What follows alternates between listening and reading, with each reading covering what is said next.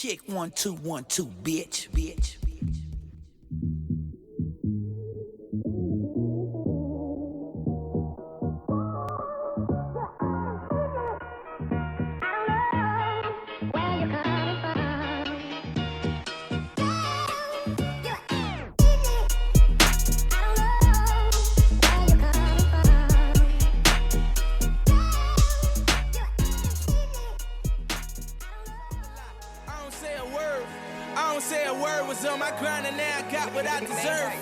Talk that shit, me. Get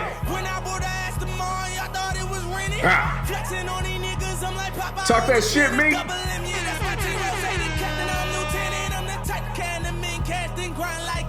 Get him. Shout out to Philly.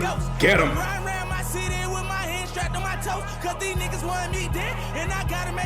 Let's go.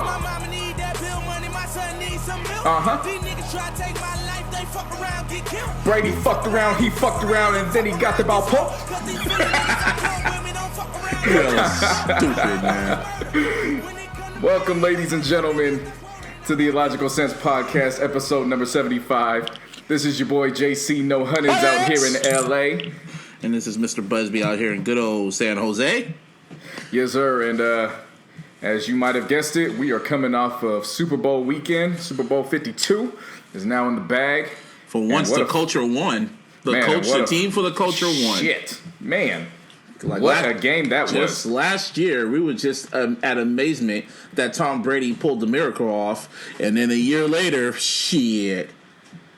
The complete opposite happened. The Madden curse is still alive and well, ladies and gentlemen. Shit, you know, as much as I tried to downplay that fucking Madden curse, I actually had to go back in the notes. Yeah, and I had to look back, and I'm like, okay, you can have it today. Like, I'm not even going to try to. I'm going to have it next year if it happens. it's a fact. You look up every day. Only thing I'll give it to you is Megatron. Other than that, shit. I mean, well, it kind of did stay with Megatron because he quit like a few years later. So, hey, curse lasts forever, bro. That's not a curse. He quit like 3 years later. It still because he was tired of being on that damn team. So he pulled the Barry Sanders and was like, you know what, I'm done. Yeah, well, I guess. Mm-hmm. But I think before we dive into the Super Bowl itself, there was a lot of shit in sports that led up to this day. So I think we just got to chronicleize it. Yeah, it was a sports-heavy week, ladies and gentlemen. So just bear with us. Nah, don't bear with us. No, bear with us as in bear with us as in until we get to the damn Super Bowl. That's pretty much what I want to say. Okay, a lot of shit did happen. I'm about to say, a lot of shit happened. Ain't no bear with us. This is one of the rare instances where this is sports heavy, and y'all just got to deal with it. I mean, it is what it is. Mm-hmm. So now let's rewind back when we last left off. Blake Griffin had gotten traded. Yep. And the NFL was like, yo, hold up. Stay in your lane. Stay in your lane. Because then the news came out that the Kansas City Chiefs had traded away quarterback Alex Smith to the Washington Redskins, and in return got back a third-round pick and the slot cornerback Kendall Fuller. Damn. And so everybody, I speak for everybody because everybody's looking at it like, wait, what the fuck? The hell kind of, where was this coming from? Out of nowhere, like an RKO. Yeah. And so then it gets reported. Not only so they obviously they got to wait for the trade to take place until next month because that's when the end of the new NFL season begins. Alex Smith then agrees to a $95 million extension over 4 years with $71 million guaranteed. Oh, so he got paid. So if I'm looking at this from with the Kirk Cousins goggles, I'm looking at this like, you motherfuckers. Yep. I could have been a Niner. This whole time. You hoe-ass motherfuckers. You dirty motherfuckers. I say the game's a game, bro. End of the day, the game is the game. Oh, and I say that because, you know, they're both in that third-tier quarterback as far as I look at it. But at the same time, Alex Smith is 4 years older. He's 33. Damn. Cousins is 29. Really? I thought he was. Yeah, I thought they were like the same age. No, Cousins clearly has at least a little bit more upside than Alex Smith does at this point in his career. But shit, I don't know. Yeah, you like that? You don't like that, huh? You don't like that? So then that takes place on right afterwards. And then the NBA was like, nah, fuck y'all. Y'all stay in y'all lane. Stay in your lane. Because we about to drop the fucking hammer. And then a fucking report comes out that LeBron would probably be interested in joining the fucking Golden State Warriors. That came out in the wee hours of the morning. ESPN literally pressed the post button at like 12 to 1 o'clock in the morning East Coast time and said, yeah, LeBron is might be interested in joining the Warriors next season. What? Now, I'm not a Warrior fan like I tell everybody, and like I keep reminding JC, I'm not a Warrior fan. But hypothetically, if that would ever happen, I would hate that team too. Because it just what? That's like Jordan joined the Monstars. Like what? No. So as Busby stated, he got the news in the wee hours of the morning. Of course, the first person he texts is me. I'm dead asleep, so when I wake up, I see this I see a whole bunch of notifications from Bleacher Report, ESPN, the fucking NBA app itself, and then I scroll through and I see his text message. And all I did was look at it, and I opened it up, read it, and I just laughed, and then I went to the bathroom. Because I'm like, there's no way in hell this has any traction. And sure enough, as the week progressed, this is what ended up happening. The report was that the Warriors would if they could clear up the space and make it happen, they would be willing to make a pitch to LeBron James to entice him to come over to Oakland. What happened was the story then got flipped from that into LeBron would be willing to listen to a Warriors pitch. So then that sent everybody in a fucking frenzy. So then LeBron waited about a day or two. And you got to understand one thing about LeBron. LeBron, he plays, as he's gotten older, he's really played the mode of, I don't give a fuck, so I'm just going to say what I feel. And I like that. I appreciate that about him. As a result of that, his passive-aggressive LeBron has, like, just went into fucking ultra mode. It's very intriguing to watch. So when he came out and did the presser with no shirt on, I was like, oh, shit about to get real right now. Okay. You got to understand, like, there's little things that you got to pay attention to with LeBron. And when he usually comes out with that means he's business. Shirt, when the titties are out, there's business. Exactly. Just when like the tattoos are showing. When Undertaker's about to tombstone your ass, he takes some straps down. Pause. Basically. So when the tattoos are showing, that's just to let you know, real nigga here. Like, fuck all that corporate shit. Like, I need to remind y'all who the fuck I am. So yeah, he came out and was like, look, I don't know where the hell that report came from. I'm not focused on them. I'm not going to be focused on. My focus is on the Cleveland Cavaliers right now. And anything about that, if it don't come from my mouth, I don't care who you're saying it's coming from. If I don't tell you, then that's not it. Which, at that point, I started laughing at that too, because I was like, nigga, you've been saying shit that isn't going to happen. And then all of a sudden, a few months later, it does happen. However, in this case, I wholeheartedly believe him, because if you thought him going to the Miami Heat was bad, he'll never be able to live this down if this took place. Like, it won't. It would, yeah. I would hate them, nigga. I would hate the Warriors. I would legit hate them. It won't be fair. They would be the Titans of the NBA. No one could beat them. So it's just, I mean, for fuckery's sake, let's just say it happens. Don't do that. we could end this fucking episode right now. Don't do that shit. Why? Why not? We're not studying that. Fuck that. Why not? I want the NBA world to burn. So what? What did the NBA do to you? Nothing. I just like seeing fuckery sometimes when it comes to certain shit. I want to see the mentions burn. I want to see you have a meltdown. I want to see everybody in the sports world have a fucking meltdown. But, you know, that's just neither here or there. You ain't got to worry about me having a meltdown, but I won't have a meltdown, but everybody else would. Well, I'm just saying the the Cavaliers themselves are having Cleveland a fucking Browns. meltdown. You might as well right call them the Cleveland Browns. The way they're playing, man, shit. They look like shit. Like, this is the team that beat the Warriors. That came back from a 3-1 lead. This is that team. Right. Like, what the fuck is going on over there? I know what's going on. LeBron can't wait to leave them niggas. That's what the fuck's going on. Oh, you could tell. You could tell in his effort. He's checked out. He ain't there. He ain't there. He just wants to get it over with. He don't even care if he makes it to the playoffs. And if he does, he's probably just going to go out in the first round, probably get swept. He don't give a damn. He's done. I mean, like, they had the scapegoat in Kevin Love. And then Kevin Love got hurt. He broke his damn hand, so he's out 6 to 8 weeks. Which, yeah, That fucks up Team LeBron. Yeah, so, they had to call in the Heat guard Gordon Dragic to come in, so he's going to take over for his spot in the All-Star game. Mm-hmm. And then the report came out that John Wall's out 6 weeks after he had knee surgery, so that's another blow to Team LeBron. And so they had to get the Pistons center, Andre Drummond, to come in. He's replacing him for the All-Star game. And so I was looking from the standpoint like, shit, oh, man. Like, damn. Yeah, it's like they're dropping like flies, man. Right. And how many more? We got like a week away to our All-Star game? So the trade deadline's this Thursday, and then next week is All-Star weekend. Shit. So expect some news. There's going to be a lot more news. Well, of course. Everyone's checking out. That's how the Warriors got smacked over this weekend too. They're checking out. Everyone's got like, let's get to Thoughtville. Let's get this over with. Oh yeah, exactly. Oh yeah. Side note: Stephen Curry's about to have another baby.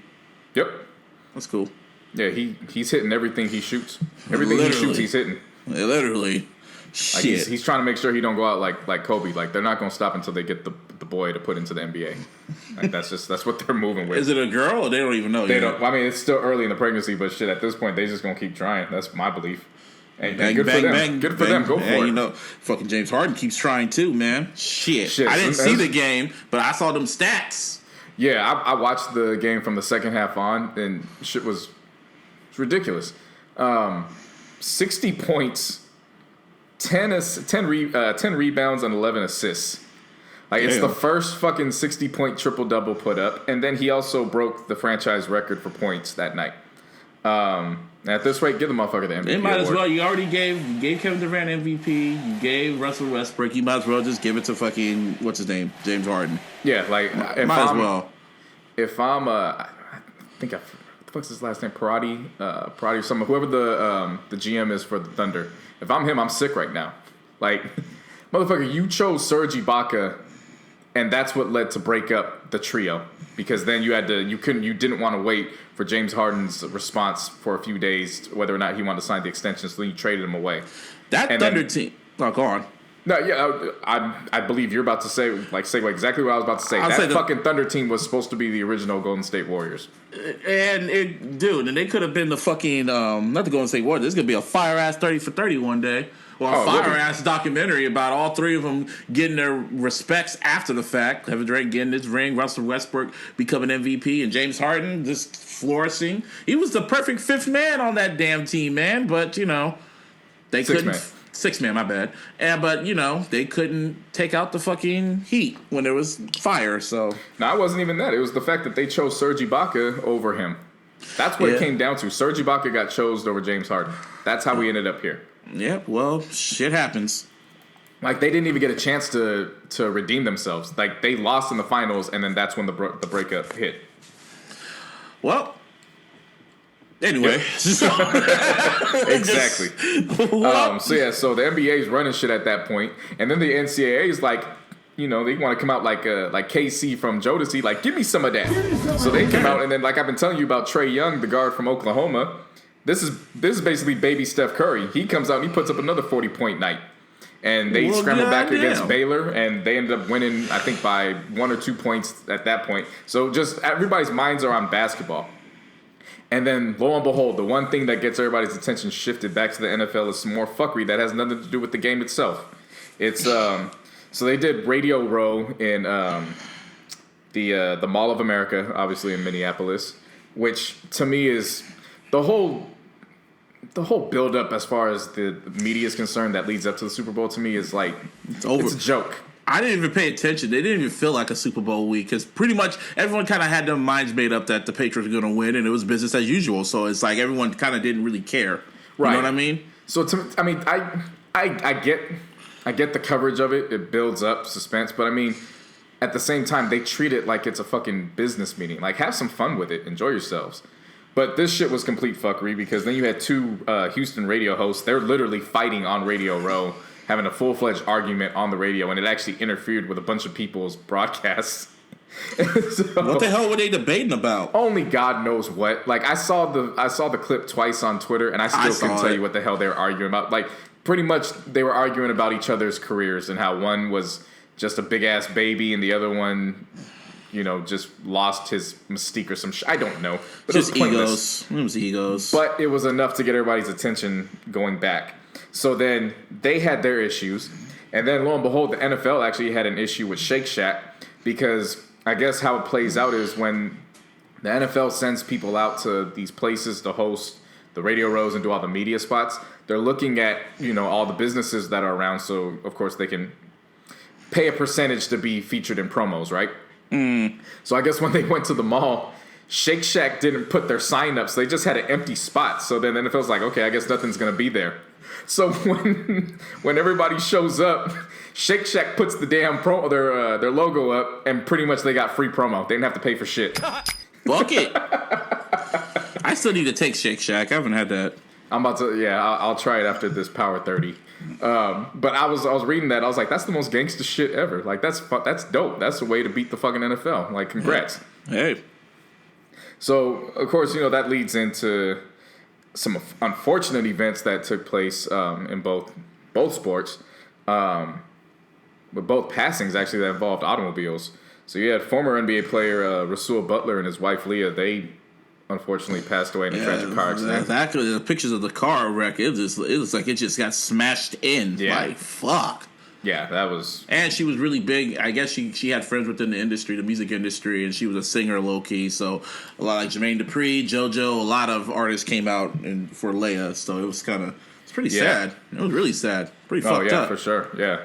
And then another accident took place. So Indiana, the Colts, their linebacker, Edwin Jackson, he got killed by a suspected drunk driver. And from the reports I'm hearing was that the report is that he was having car issues himself, and then a Good Samaritan had stopped to help him. And then when he's helping him, another car smashes into both of them. But the fucked up thing about it was nobody had noticed for a while. So then they even said I don't know if the report's true or not, but the report was that when the police squad came up, he didn't see one of the guys, and he actually ran him over. Damn. So it's not even determined if one of the guys was already dead or not. So like I don't know how true that report is, but it was out there. So I'm like, fuck. So was he good on the Colts, or was he just I don't know. Like his name doesn't ring a bell, but I'm not sure. I wasn't paying attention to the Colts like that. Yeah. But yeah, that pretty much shocked the NFL world at that. There's a lot of rest in peace going on all over. So to everybody involved with that, may your souls rest in peace for sure. Yeah. Well, we'll go to the NFL honors and Now the big night leading up to, I'm not gonna call it the big night, but the big night for a lot of the players leading up to the Super Bowl is NFL honors, which is the yearly awards. Tom Brady took MVP, which was he got like 40 out of the 50 votes, which if you remember and paid attention to, Carson Wentz was the one that was leading that before he went down. When did he get injured? Carson Wentz? Got injured, I think, week 12 or week 13 or something like that. It was the that end of bitch. November or the start of December. So he got kicked. So the Eagles got kicked in the nuts. Same way the Raiders kind of would have got kicked Basically, in the nuts. and that's at the point when they were writing them off because, Yeah, I remember those reports. Yeah, and it was out here in L.A. It was when he got hurt.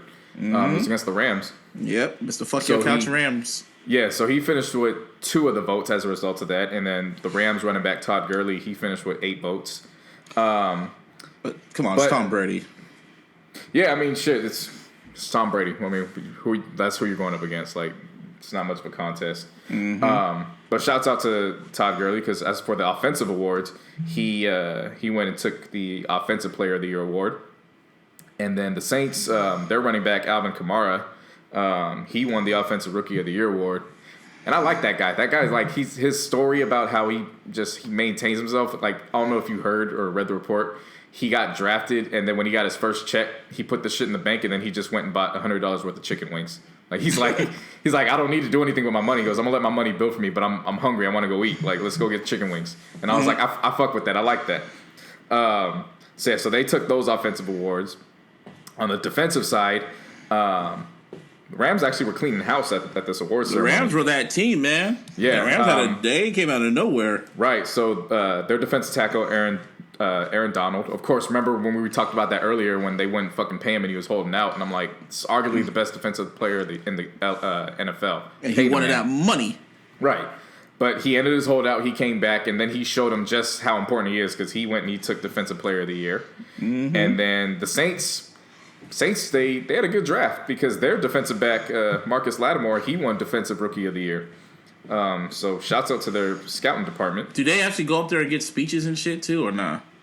I think so. I would just. It was one of those situations where I was out driving and I was like, I'm just gonna get the updates. Yeah, because I was listening to other stuff. I had the option to listen to it live, but I didn't want to. Yeah, of course. But I would imagine that they did. Some other awards, like I said, the Rams took care of business because head coach Sean McVay. That's he took cute. Coach of the Year. All the women call him Sean McVay because he's like 32 or 33. He should enjoy that. Enjoy that, Mr. Rams coach. Enjoy that because you know we're coming for that throne next season. Oh, how funny things change in a matter of 2 months. Exactly. Yeah, hella shit changed. I'm a changed man. Next. Yeah, I wonder who told you just to be patient. But God. anyways.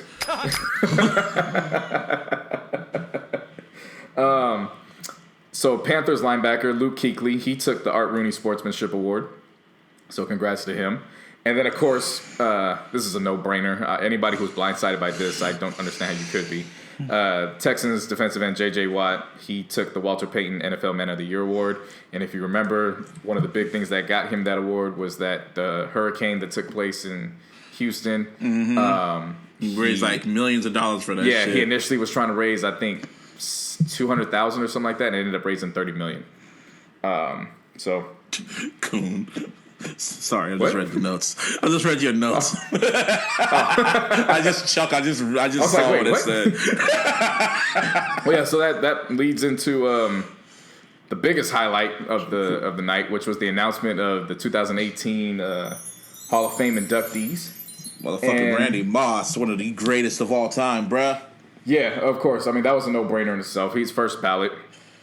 Coon-ass Randy Lewis. Call him for what he is. As soon as if he kept that same energy after he retired, I will call him Ray Lewis. But ever since then, he coon-ass nigga. Next. Yeah, so he got his. Brian Urlacher, former linebacker for the Bears. That's what's up. The Eagles' former safety. I hated watching the Niners play against the Eagles during this time frame.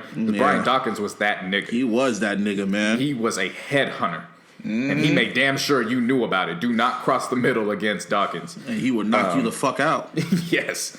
So shouts out to Dawkins. Jerry Kramer, Robert Brazil, Bobby Beathard, and motherfucking yes, Beathard. Motherfucking finally. Finally. Gotta get that sound back. Fucking lead. Finally. Yes. Terrell Owens. Terrell Took him Owens. 3 fucking years. It's about damn time. They finally put him in the Hall of Fame because of all the fuckery shit he used to say and shit, but he deserves it. And fuck all that. He deserves that. Fuck That's what I'm saying. all that. But the voters on that is some hoes. They are some hoes. Straight up. If you looking at that versus the numbers that he actually put up, you's a bitch ass hoe. I'm just gonna call it for what it is. No, you gotta talk. Well, you lead into what led to fucking coon ass Whitlock. Go on.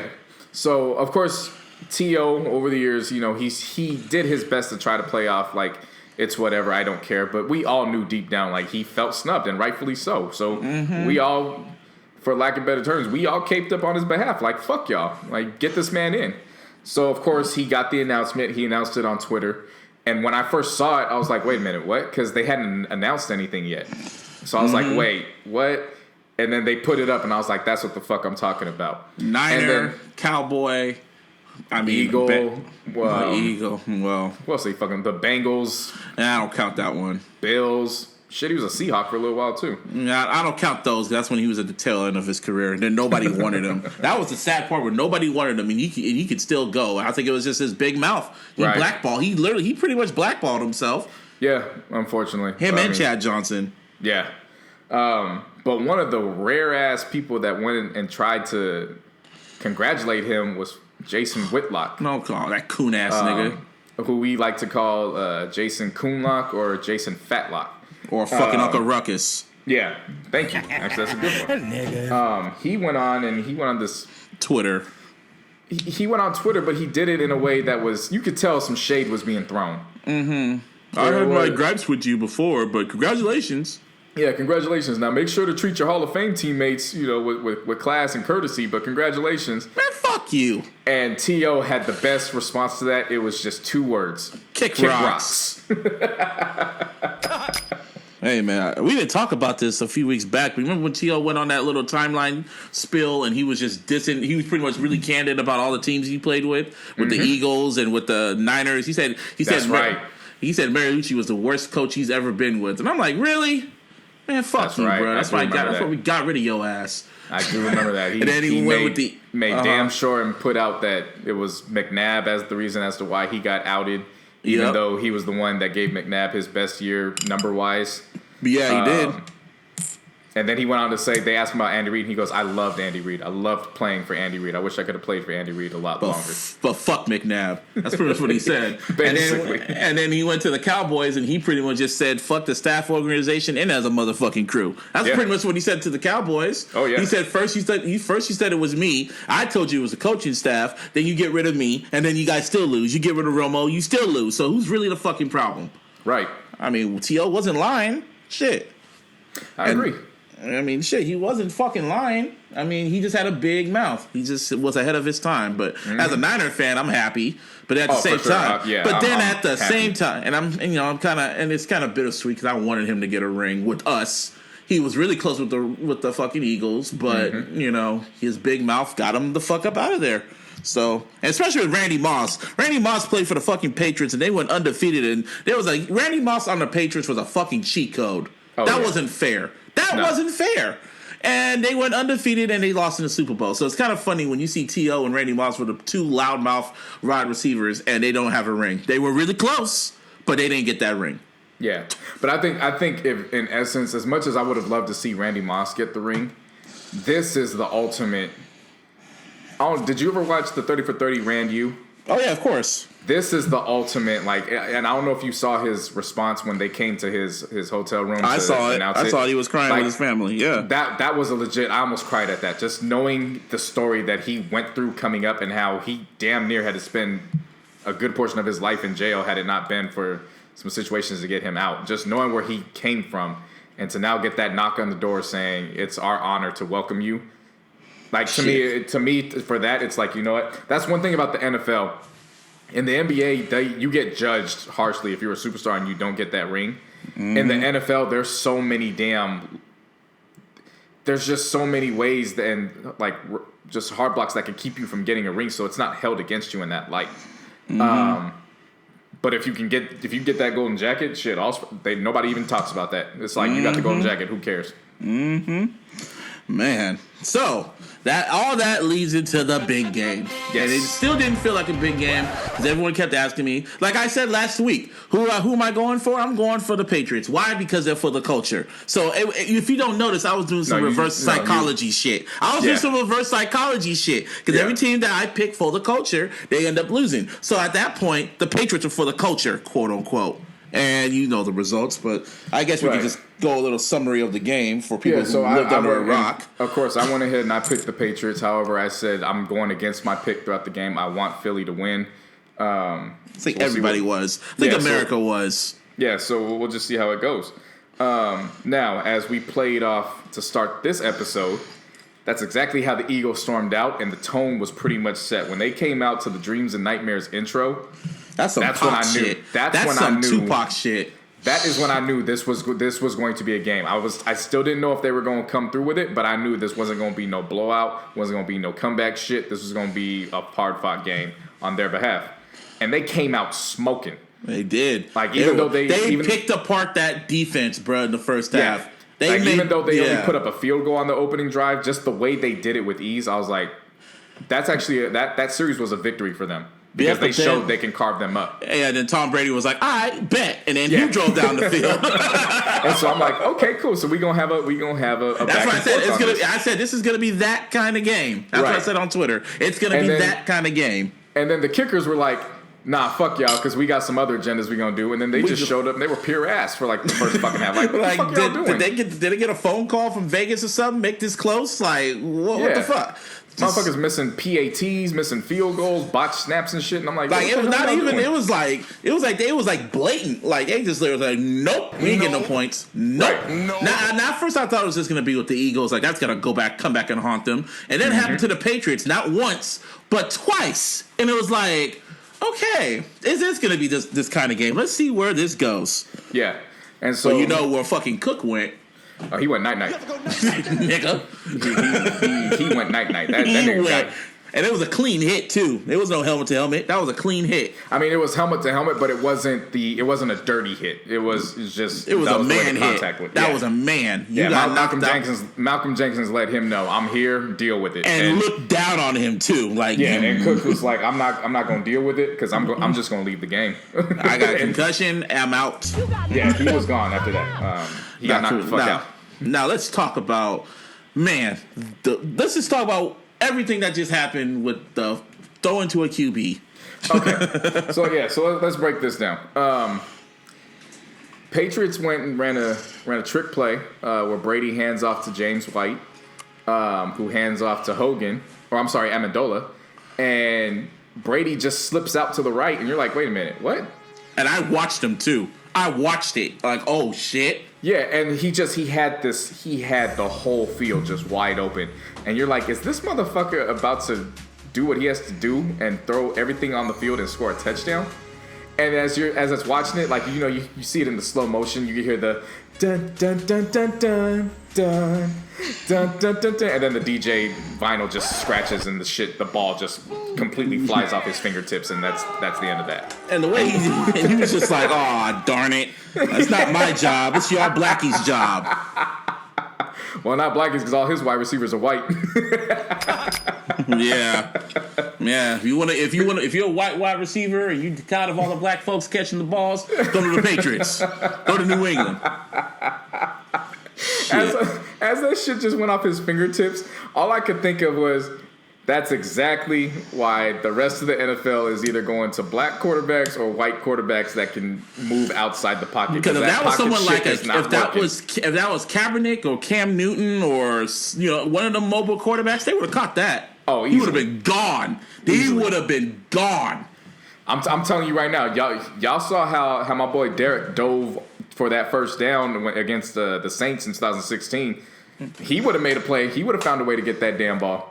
Tom Brady's just not that quick, man. Let's keep it funky. I mean, that's what 40 years old looks like. Mm-hmm. You don't see Peyton Manning doing that shit. No.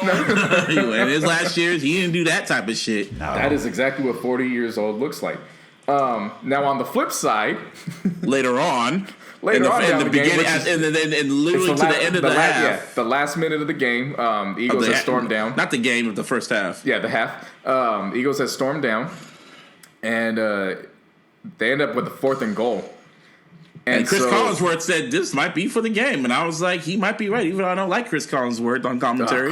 That's another side note. Just every time I heard Chris Collinsworth speak, I wanted to take a shot of something. Just before we get on that rant, let's talk about what happened with this shit. Well, I don't even want to rant. If you have a rant, you could go for it. I just want to get that out the way. He's annoying as fuck. How is he annoying as fuck? Collinsworth?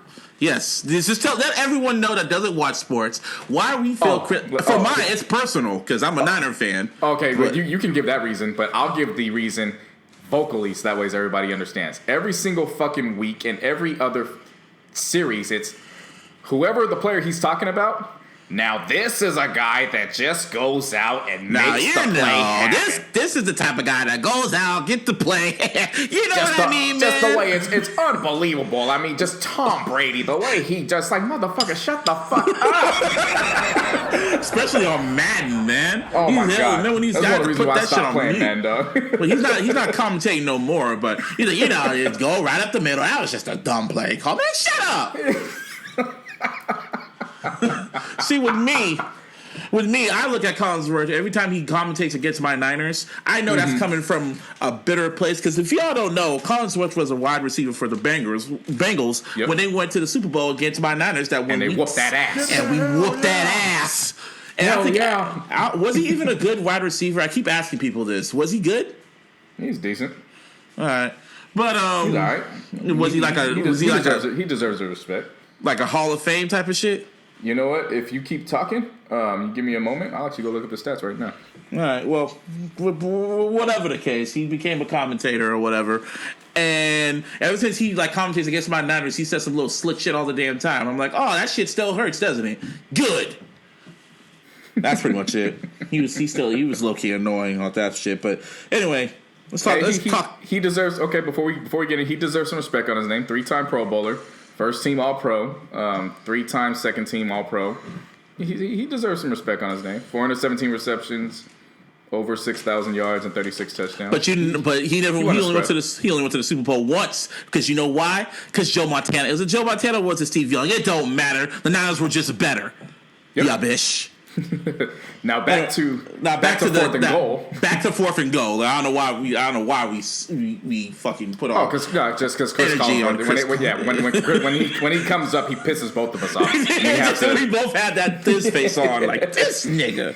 Just as soon as I hear his name, I'm mad. I'm mad.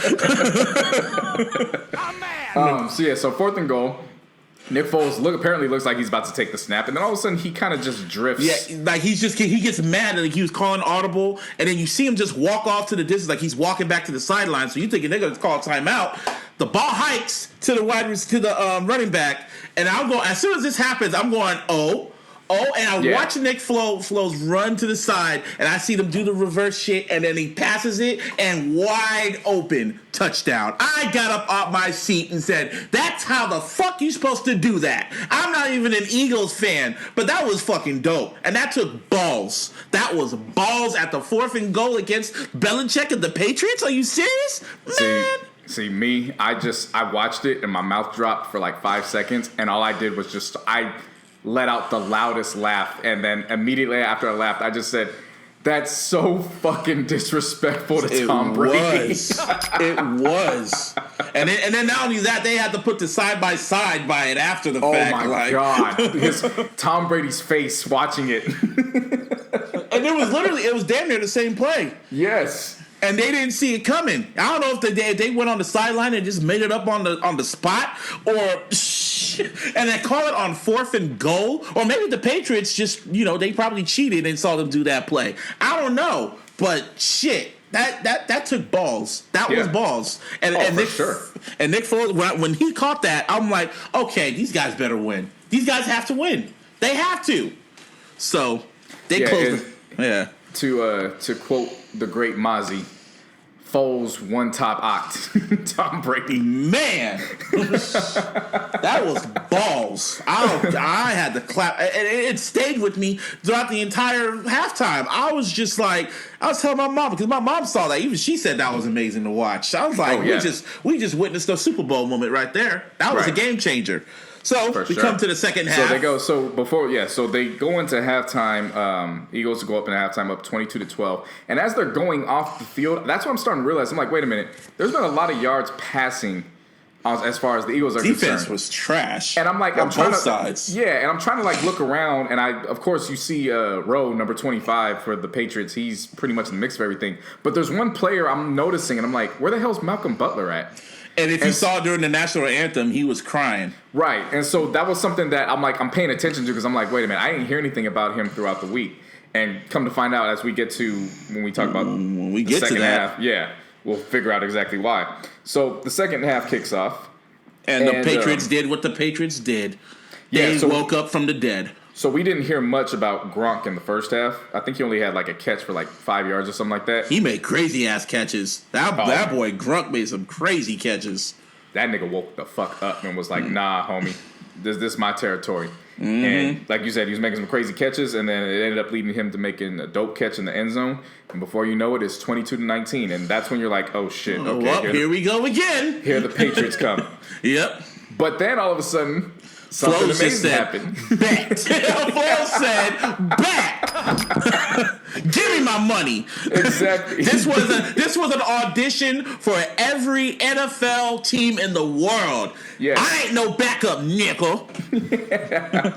So Foles comes out, and geez, just the way he was threading that fucking needle. Like whether he was it in was a zone. Whether it was Alshon Jeffrey, whether it was Zach Ertz, whether it was Algalore, how do you pronounce this? The other wide receiver, Algalore. It don't matter. He was throwing to everybody. Yeah, everybody ate. Everybody was eating. That's why I said in the Super Bowl, your stats do not matter. You do whatever you can to win that game. They don't matter, but in this case, his stats matter like a motherfucker. I'm talking about like leading up to it. Sure, you're yeah, definitely right. In this game, 28 for 43 passing, 373 yards, 3 touchdowns, and a pick that wasn't even his fault because Jeffrey was flying down and he ended up batting the damn balls. Yeah, it was a great pass. He should have caught that. He bats the ball to it. Just ends up having to be a tip drill for the Patriots, and they intercepted. And then throughout the game, I noticed no one's gotten sacked yet. And I tweeted it out. I think I tweeted it out. Somebody tweeted it, but you replied to me and you said, the only difference now, if a sack's going to matter, if it's a sack or fumble. Well, that was during the third quarter. Fourth quarter. Let me build the scenario. The Eagles scored. Right? Was it a score? Was it a touchdown or was it a field goal? So let's start there because that's where the controversy. I want to build the picture. With the toe. Yeah. Yes. So the controversy takes place from there. So you got Zach Ertz who makes a nice play, takes 2 steps, dives in, clearly crosses the plane of the end zone with 2:21 left in the fourth quarter. But for whatever reason, they feel like they got to review the fucking play, which then leads us to the whole fucking scenario, which is. What the fuck is a catch these days then, if that's the case? Like, what the hell's a catch? Mm-hmm. And then that other play, when you see it in real time, because even on Twitter, they had the end zone point of view when old boy caught the ball, like the second touchdown, when his feet were kind of out. It was hella quick. And I'm like, oh, he's in, touchdown. And then when you see the replay, you see it's kind of borderline out. And I'm like, man, that's too close to call. Are you talking about Corey Clement? Yeah. I was like, that's too, and then Collins Rudd's like, oh no, that's not a touchdown. That's not a touchdown. Yeah, see, that's another thing that pissed me off with him. Is just like he at one instance, it's like I'm not even gonna guess anymore because I don't even know what a catch is. And then literally 20 seconds later, oh no, that's not a catch. Like motherfucker, you just said you weren't gonna try to figure it out. Shut the fuck up. He was just in the moment, but fuck Collinsworth. Man, I don't give a fuck what moment he in. Shut the fuck up. See, at least we agreement with that one. Hell yeah.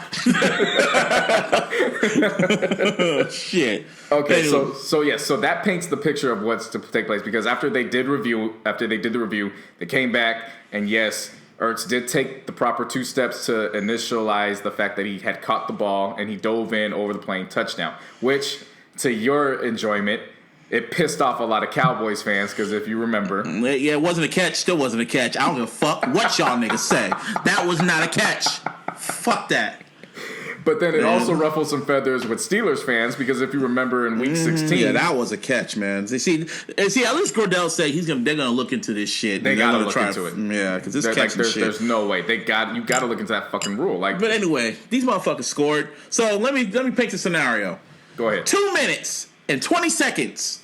Patriots have the ball. Tom Brady has the field. He's like, nigga, bet. And I've done this before. Before then, they got a first down too beforehand. Yes, right? they had a first down. They were driving down the field. Tom Brady was doing what he does. Apparently, the Eagles had they just said they got every strength in them, and that line, the defensive line, bulldozed through the line of scrimmage, knocked the O-lineman out the way. Tom Brady was literally about to throw, and then a fumble happened. Sack, fumble, Eagles got the ball back. Now, Raider fans, if they saw that shit, they had the biggest... because it reminded them of the Tuck rule, and everything came full circle. The rule that helped start a dynasty was the shit that helped end a dynasty. Shit. Yeah, so as I had stated earlier when I retweeted Busby, I'm like, look, the only way a sack's going to even matter at this point is if it's a sack fumble. So I guess linebacker Brandon Graham heard that or read it. Somebody showed him clearly. He probably got it through his mind or some shit. Yeah, because he was like, all right, my nigga, bet. He came in, just beautiful technique. Stripped that shit out. Defensive end Derek Barnett then recovers it. And all I remember was I was staring at the TV the same way I stared at the TV when Russell Wilson threw the fucking ball and Malcolm Butler intercepted it years ago. And I'm like, what the fuck just happened? I just said, the whole timeline just went, wow. Yeah. I'm just like, everybody what the did hell that. just happened? Like, am I actually seeing this right now? They're about to lose? And then literally they kicked the field goal, and then the Patriots, and after that, they got the ball back. They tried doing some old trickery shit again, and then it backed them up even more yards. Fucking stupid. I don't understand this. I don't understand the concept of it. Like, we knew the Eagles were going to short kick that damn ball. Why in the hell do you decide to try to do some fuckery trickery on that play? Like, there was no reason to. And what made it even worse was that when the ball got pitched it almost got batted down, and the Eagles almost recovered it in the fucking end zone. Mm-hmm. But instead, they ended up getting caught, and they ended up losing like 7 or 8 yards, and they ended up back at the 10-yard line. So when that takes place, I'm like, just end this shit. Like, please don't let this motherfucker come back. Because if he comes back, there's really, unless you're fucking Eli Manning, there's no way you can beat this fucking team. Like legit. If you be technical, and a fucking Giants commercial did play during the Super Bowl, so Eli Manning did make an appearance. Yeah, we'll get to that later. Yeah. We'll definitely touch on that later. Mm-hmm. But I guarantee you were thinking exactly what I was thinking was there's still too much fucking time on the clock for Tom Brady. For Tom Brady, that's a lot of time. But then when the game kept progressing and motherfuckers were dropping passes and they were pretty too far, I was like, oh, this is about to happen. So then he played Machiavelli's Hail Mary, threw that ball in the air to Gronk, and Gronk nearly kind of caught it. But then it got batted away. I looked down, it said 0. I said, oh shit, they lost. Oh shit, the Eagles won. Holy shit, the first Super Bowl ever. And all I can think about is Chiefs need to get rid of Andy Reid.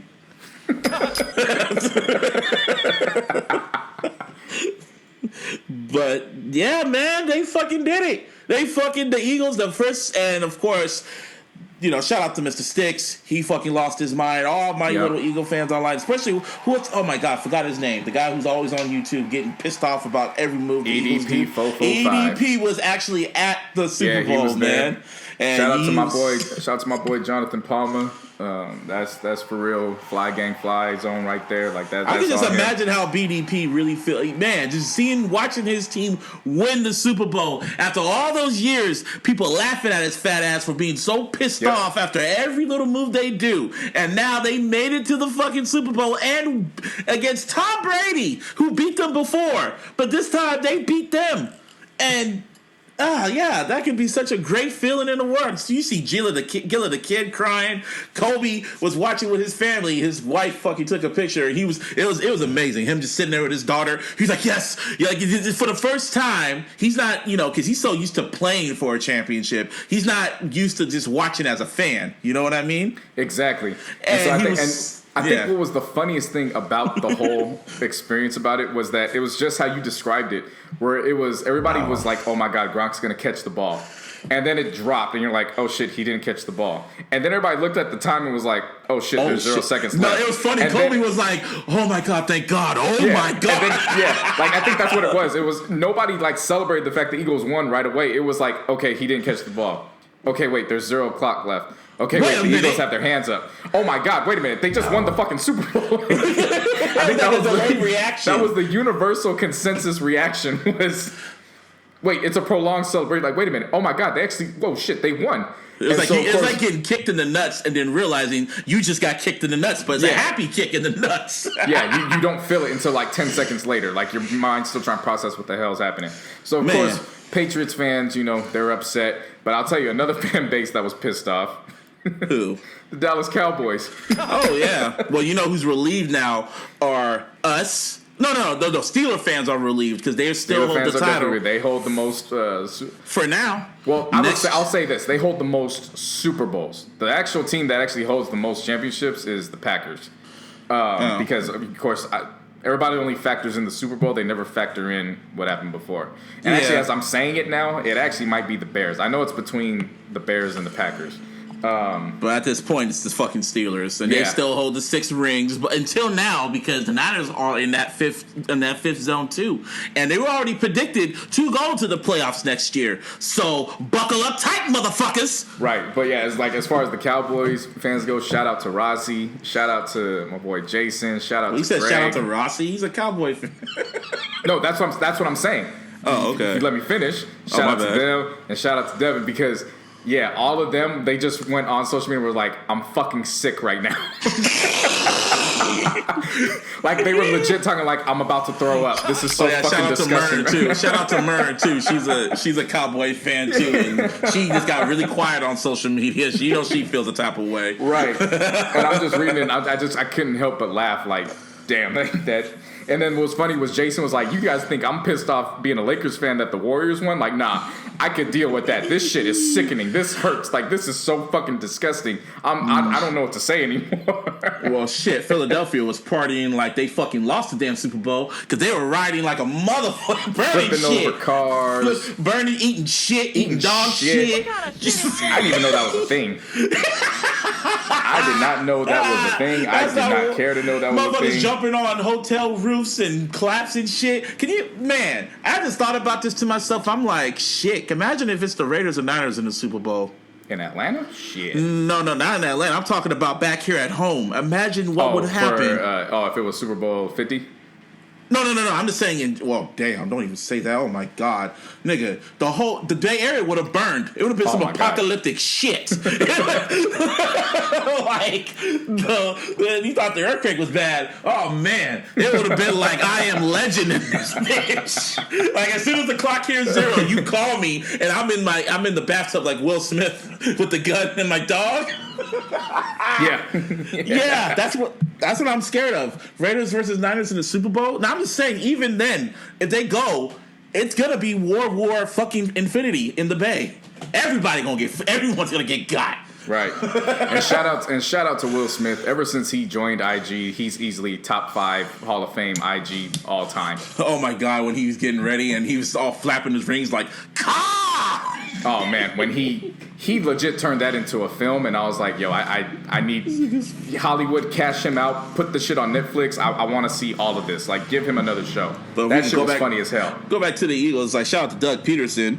Like the first, he from a high school football coach to a Super Bowl winning coach within 10 fucking years, bro. Yeah, and it was funny because Bomani Jones was on Twitter, and he was saying, can you imagine just 10 years ago that there was actually a parent in the stands saying, I could coach better than him.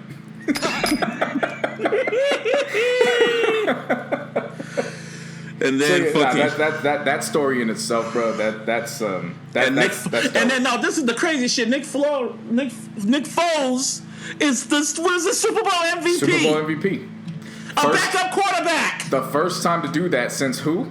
Tom Brady. That's what I'm saying. This is all what goes around comes. This is everything's come. This is an ending to a dynasty. I thought the fucking undefeated shit I thought that was gonna be the end of the dynasty. Oh no, this is the end. Now let's just go to that part right now. Well, Belichick and them. Well, before we get into that, so Foles deservingly won MVP.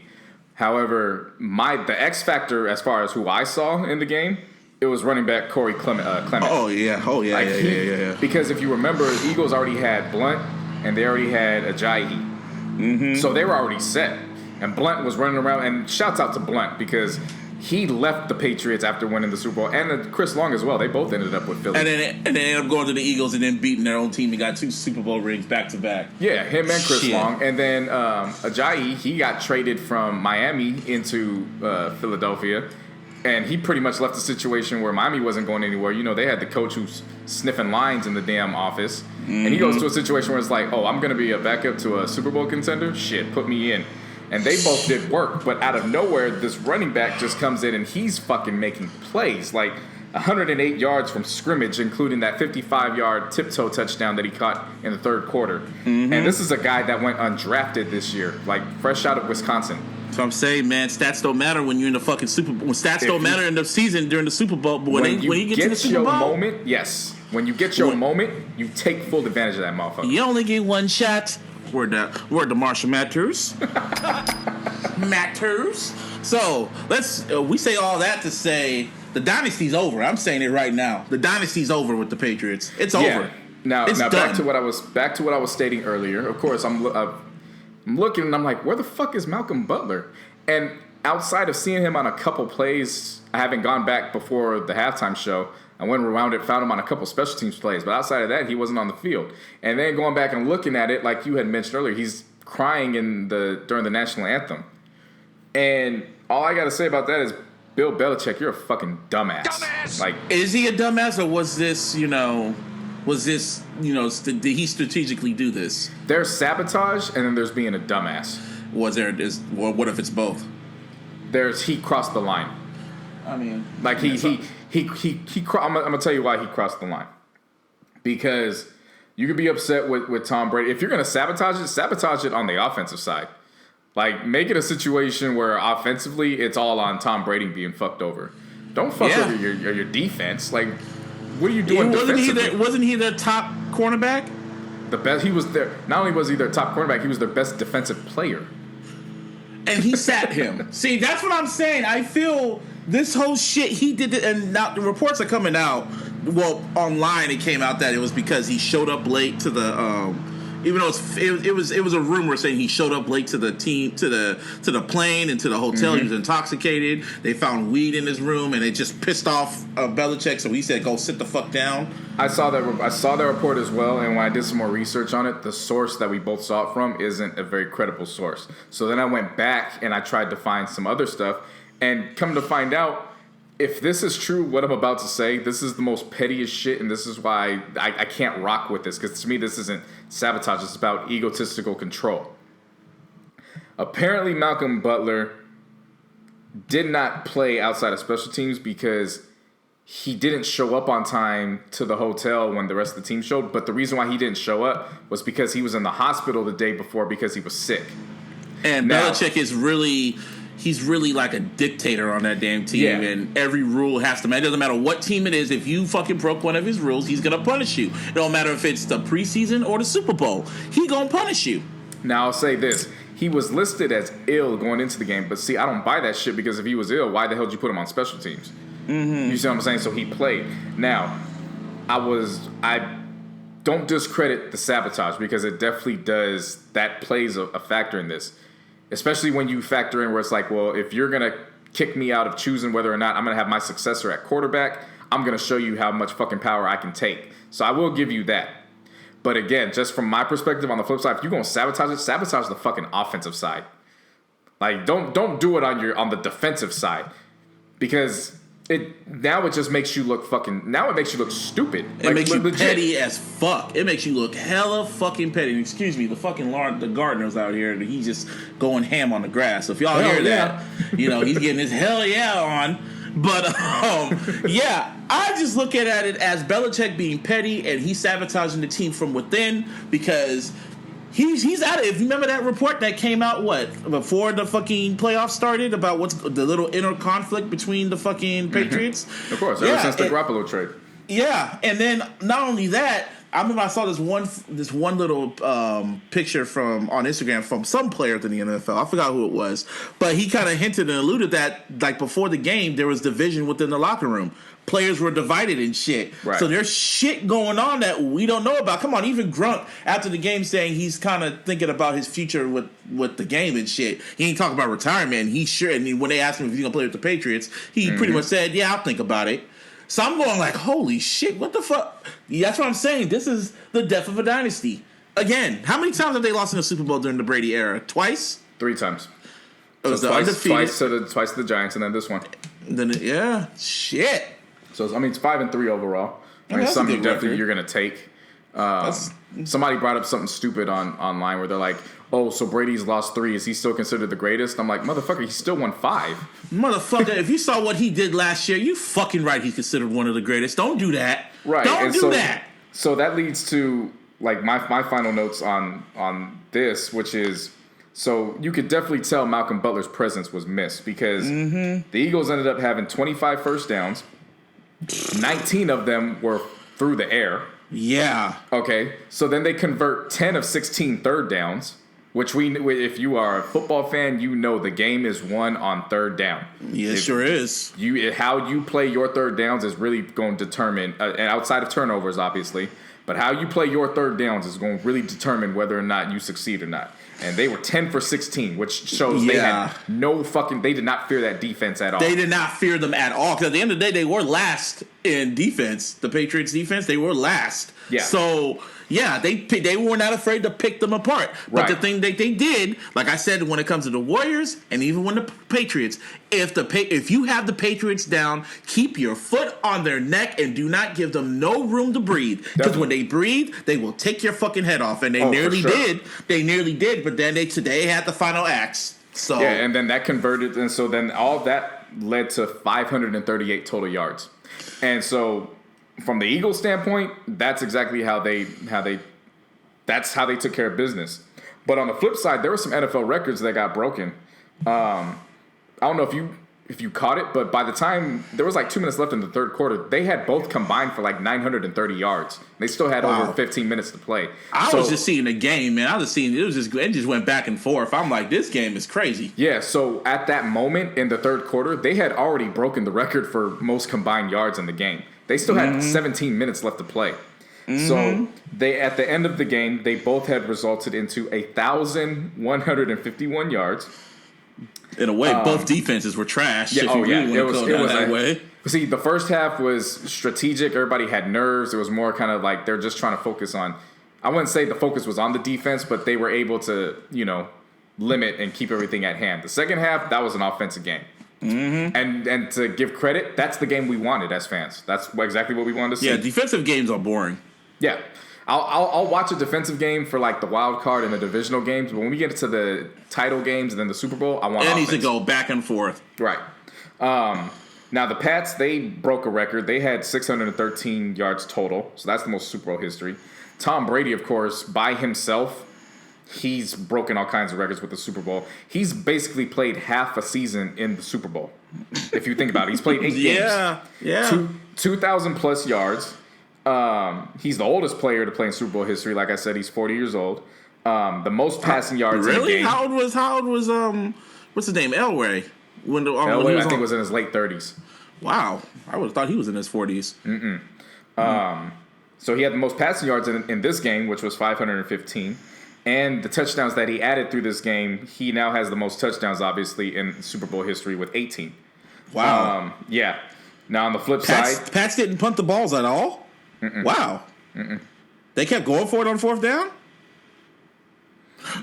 When it was fourth down, it was either they went for it or they kicked the field goal. Wow. So they were playing like this was Madden. Yeah. Shit. Now on the flip side, Philly may not have broken that many records, but the ones that they did, or they at least tied, were the ones that you can credit to them winning this game. They did not allow Nick Foles to get sacked. That is a testament to that offensive line. The offensive line is nasty. Because when you don't allow nobody to get to your quarterback, props and hands off to you, because that means everything on your offense, it can run as smooth as you want it to, because now you don't have to worry about your front 5 or 6. They're taking care of business. There was only one turnover. That was that interception. That was not his fault. Yeah, exactly. Everything else, they damn near played a perfect game. Yeah, and in reality, I'm not even going to hold that against Alshon, because he was pretty much his athleticism worked against him, and it wasn't his fault. He was trying to maneuver to get the ball. It just ended up batting up, and the Pats ended up intercepting. So they didn't have any sacks, and then on top of that, no fumbles and no fumbles lost. Damn. When your offensive line and your running backs take care of business, it's a breeze for you after that. Like it's a legit ass breeze. Well, that no, man. Shout out to the fucking Eagles, man. Shit. Yeah. Shout out to the Eagles, and I guess in your case, fuck that index card ref. Yeah, fuck him, man. As soon as I saw that smirking ass motherfucker show up on my screen, if I was legit one of them cats that just had money out the ass, I'd have threw my fucking TV off the fucking the entertainment system. Like, I'm mad. Like legit, like pistosity and mad times 100. Like, I do not fucking like that guy. Like, just every time he smirks, I want to throw a brick through his fucking mouth.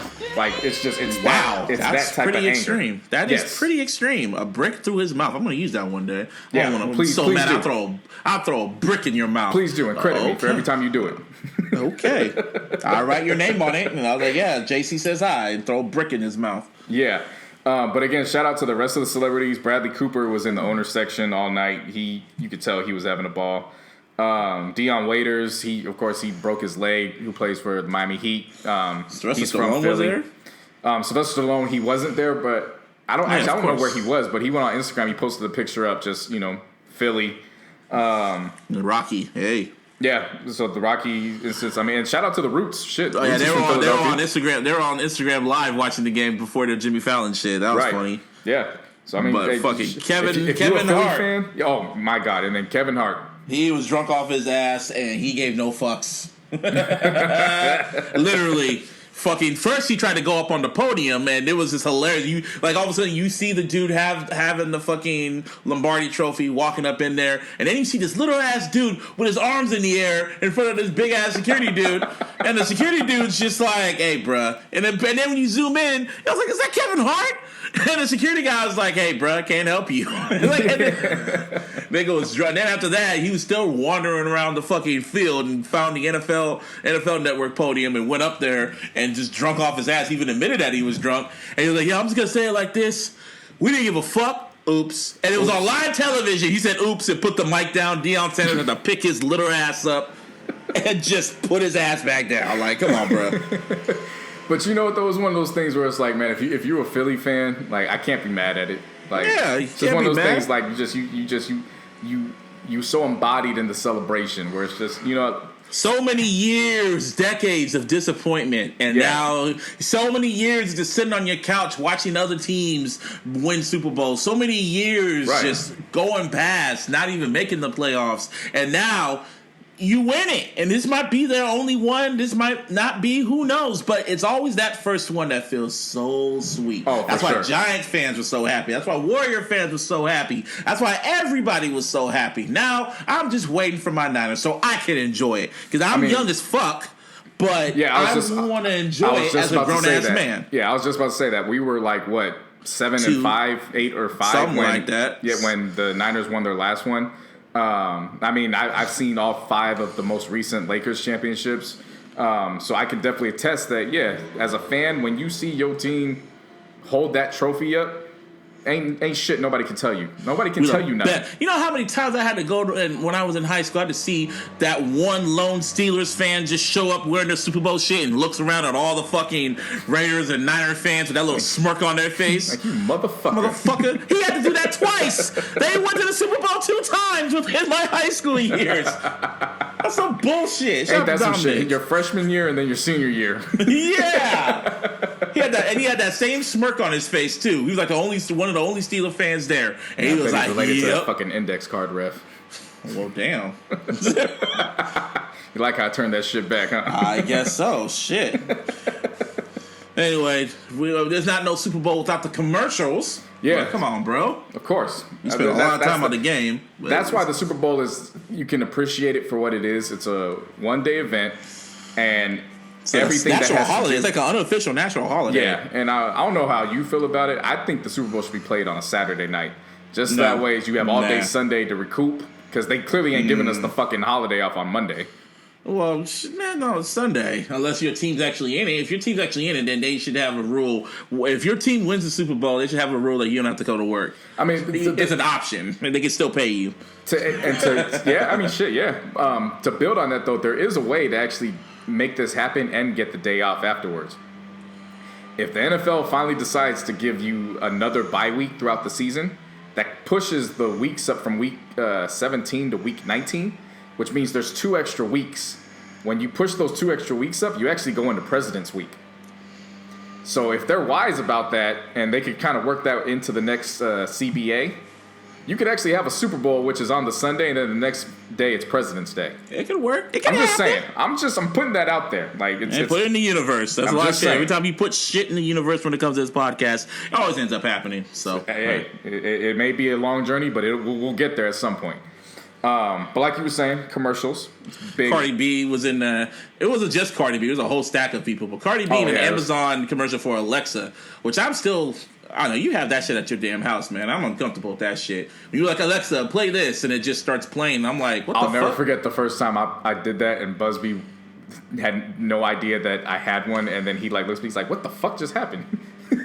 And I looked, I was like, that's that shit? I'm like, man, I've seen too many fucking movies, man. I can't, nah, man. That's that technology shit. Me and my mom would say, that looks nice, but like we said, we've seen too many fucking movies. Fuck that. I've seen too many movies, but around here, Alexa gets that work. I guess. You know, she gets that work around here.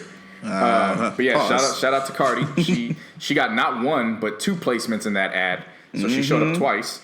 You had the #1 record in the fucking world. Hell yeah, you gonna get that shit. For sure. How'd you feel about the Doritos and Mountain Dew commercial. That shit was funny. Seeing fucking what's his name, Tyrion. If y'all all my Game of Thrones fans, they know Tyrion when he was. Like I said, I don't watch Game of Thrones, but I know of the character. So as soon as I saw it, I was like, oh. And then when he was spitting them rhymes, I was like, oh, okay. He was doing it right too. I was like, oh, hey, Tyrion got flow. And then it cuts, and then you see Morgan Freeman do the Missy Elliott shit, and you see Missy Elliott on the floor. I'm like, damn, Missy and Busta got their fucking got that check. So shout out to them for sure. And which I mean, shit, that was Busta, Missy, and Kelly. They actually dropped a record over the weekend to build up for that's great marketing. Yeah, perfect marketing. And then somebody brought up something funny about Morgan Freeman. They were like, Morgan Freeman doing this commercial just bought himself another 40 years of life. Pretty much. And then fucking Big Sean was in the Quicken Loans fucking ad. That was random. It was random, but it was actually it worked. Like, it was pretty good. Like I said, it was just random. And then the Martin Luther King Dodge commercial. I don't know whose idea was that. That shit was hilarious. Right here. This shit. Right. I thought it was going to be like an Apple commercial or something, because, Apple commercials kind of use inspirational shit. But no, it was for a Dodge commercial for a truck. Someone fucking truck. I really should have approvals over this kind of thing. Once again, Aaron McGruder. Profit. Motherfucking profit. What was I doing? I think I went up to get seconds because, so like I said, I was going on the Power 30. Then I realized the Super Bowl was coming up, and I didn't have anything to eat as a result. And I was like, this Power 30 shit just going to be postponed until Monday. So I went and got some barbecue, and I sipped on Slurricane all fucking day. I don't give a fuck. You can call me a hypocrite. I don't give a shit. It's the Super Bowl. You're not supposed to eat healthy during the damn Super Bowl. So I think I went up to get seconds. And I'm listening, and I hear Dr. Martin Luther King talking. I'm like, is that MLK? And I'm like, oh, it must be an inspirational commercial. I peek my head back in, and I'm like, is he talking to sell a fucking truck? Hell yes. And I'm like, yo, get the fuck out of here.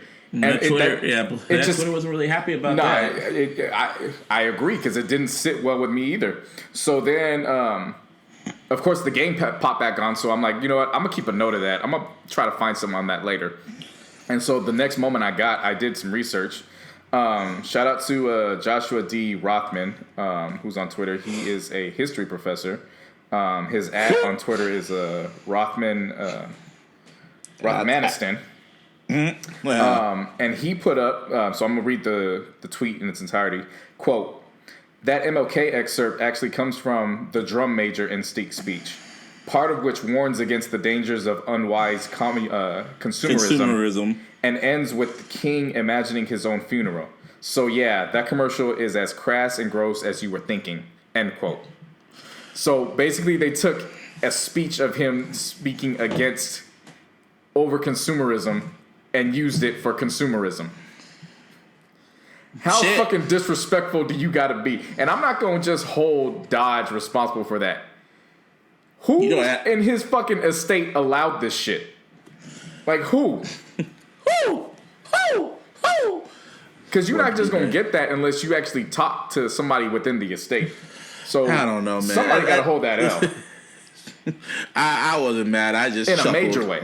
I just chuckled because it was some Aaron McGruder shit. Like, I'm at that point where people just do some stupid shit. I just become numb. Like, I just can't get mad about it. I just want to watch the game. Yeah, you've said plenty of times you're retired. Yeah, to an extent on certain shit. And the fucking Giants shit. That shit was funny. That's why they're gonna go 0-16. They're gonna go 0-16 next year. I'm gonna buck. Bro, Odell Beckham Jr. is gonna milk that gay angle for as long as they allow him to do it. Mm-hmm. And at this point, I'm not mad at him for doing it. I mean, if you're gonna keep providing instances where people keep talking about it and it becomes trending topics, fuck it. Monopoly, make some money off of it. I'm not gonna be mad at that. But the shit was tough to watch. Like, I'm just watching that and I'm like, huh. This is why you guys all were fucking 2 and fucking 14, nigga. Yeah, this is why all your receivers were lost throughout the season, and Eli lost his job to Geno Smith for 1 week. And then and then they did the whole dirty dancing shit. It was just, oh man, it was whatever. But this Super Bowl is also a great opportunity for movie studios to showcase the trailers for the fucking movies that are going to make billions and billions of dollars. And I saw the trailer for Jurassic World: Fallen Kingdom, which was pretty interesting. I guess they They made a dinosaur-human hybrid, I guess. Yeah, they get wild with that technology shit now. Yeah, that's why it's not even. That's why I'm so glad they don't even call it Jurassic Park no more. It's Jurassic World. Right. So it's just. Then you got fucking The Rock gonna be with Skyscraper, and nigga has a fucking bionic leg, and it's just like, oh, that's another $1 billion for him. Yo, we were talking about this earlier. Somebody had tweeted, I could just hear the pitch for that film, where it was. Yeah, so, okay, we're going to have The Rock, right? And he's got to save the world. Well, actually, he's got to save his family and the world, right? And he's got to jump through a skyscraper. And then it's like, Hollywood's like, okay, go on. Yeah, okay, so he's going to jump through the skyscraper. He's got to save the world, but he only has one leg this time. And then Hollywood's like, here's $500 million. Get the film done. And he about to make $1 billion. Like it just came out right now that fucking Jumanji's about to be another $1 billion movie. So that's another win for him. And then not only that, like I was like, damn, Rock about to have another movie. It's gonna drop on Memorial Day. So that's right. Yeah, it's sometime on Memorial Day. So he has that movie coming out.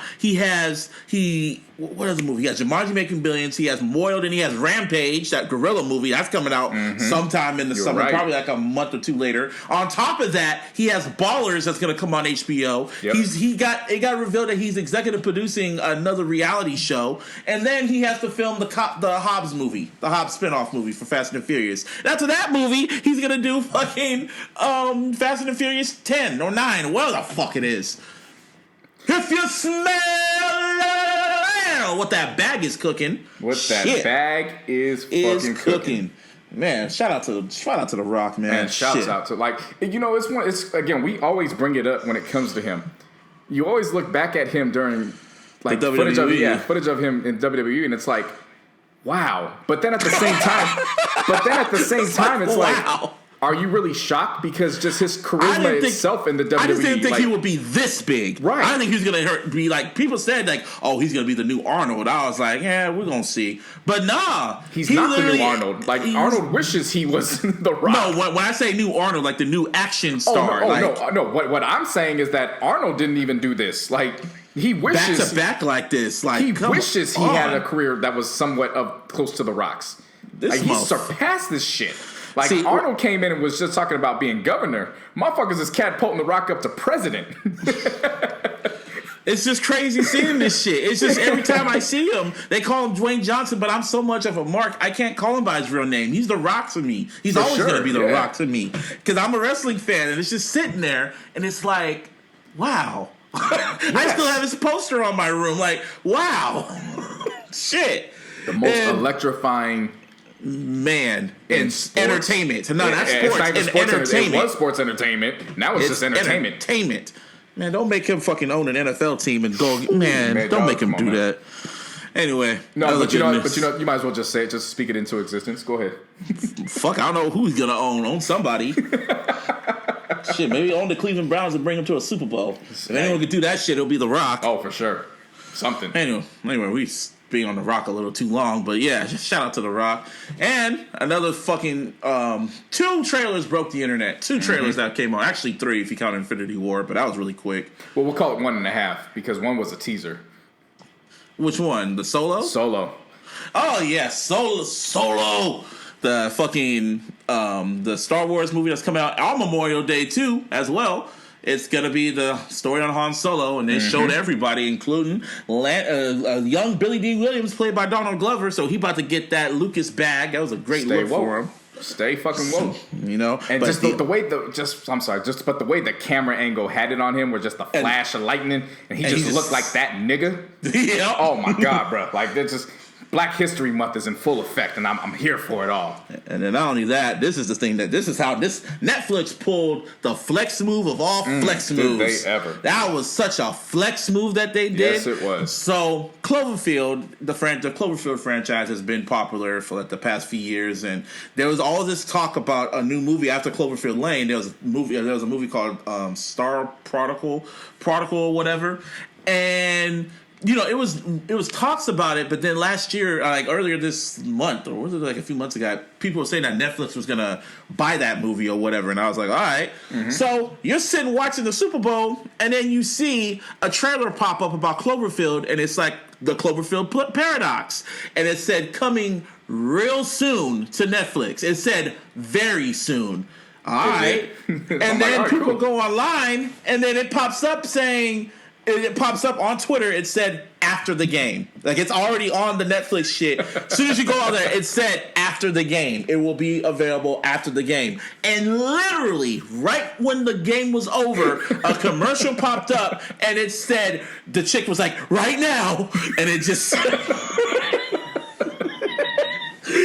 And then it just says available now. So what we just witnessed, Netflix said this is a really big movie that a lot of people want to watch. You heard about it. Not only is it coming exclusively to networks, it's available right now. It's bullshit. Yeah. Nigga, that was the flex of all flex on Hollywood. Like, look at what we can do. Regardless of how the movie is, look what we're capable of. You should be afraid of what we're gonna do next, niggas. Bruh, like, just...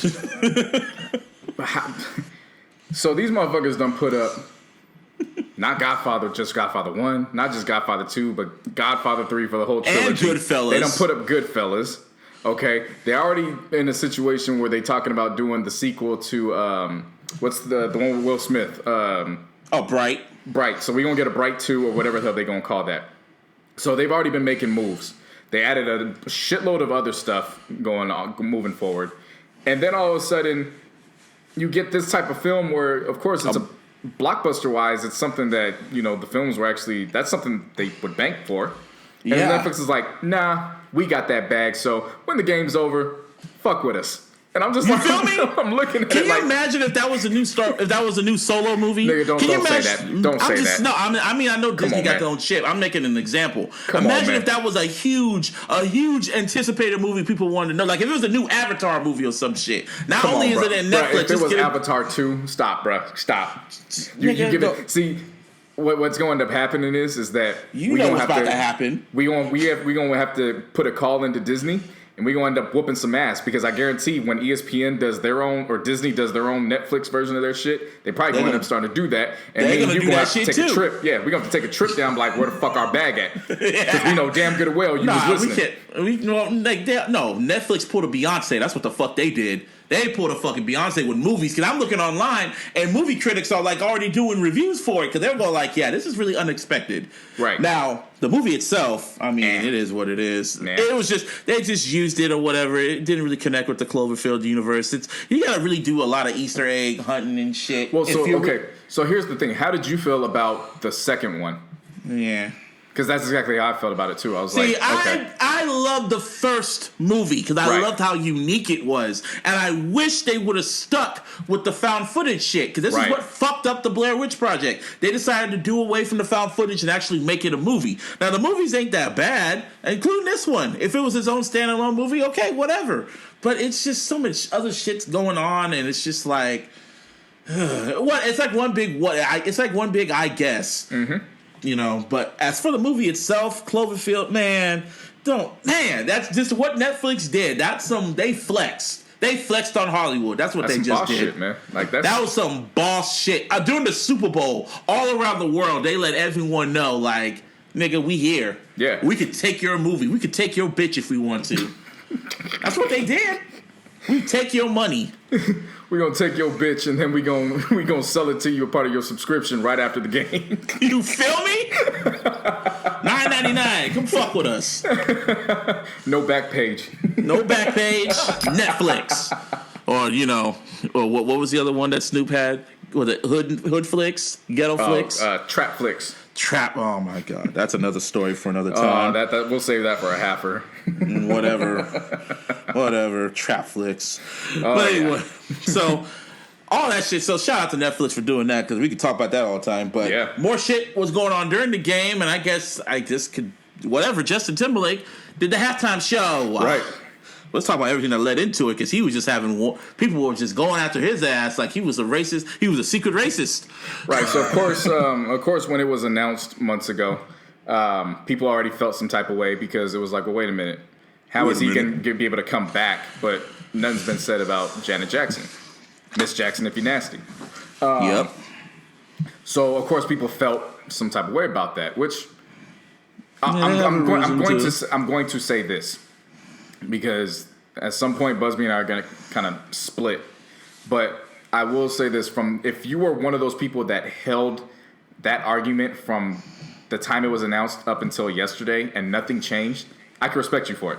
Because I do agree, where it wasn't the fact that he got it, it was that when that shit took place, I'm just gonna say it, he used his white privilege to distance himself from her, and he remembered his skin color. I'll give you that one. And she took so much shit from it, and so got banned from the NFL. Yeah, and so from that angle, it's he could have did something.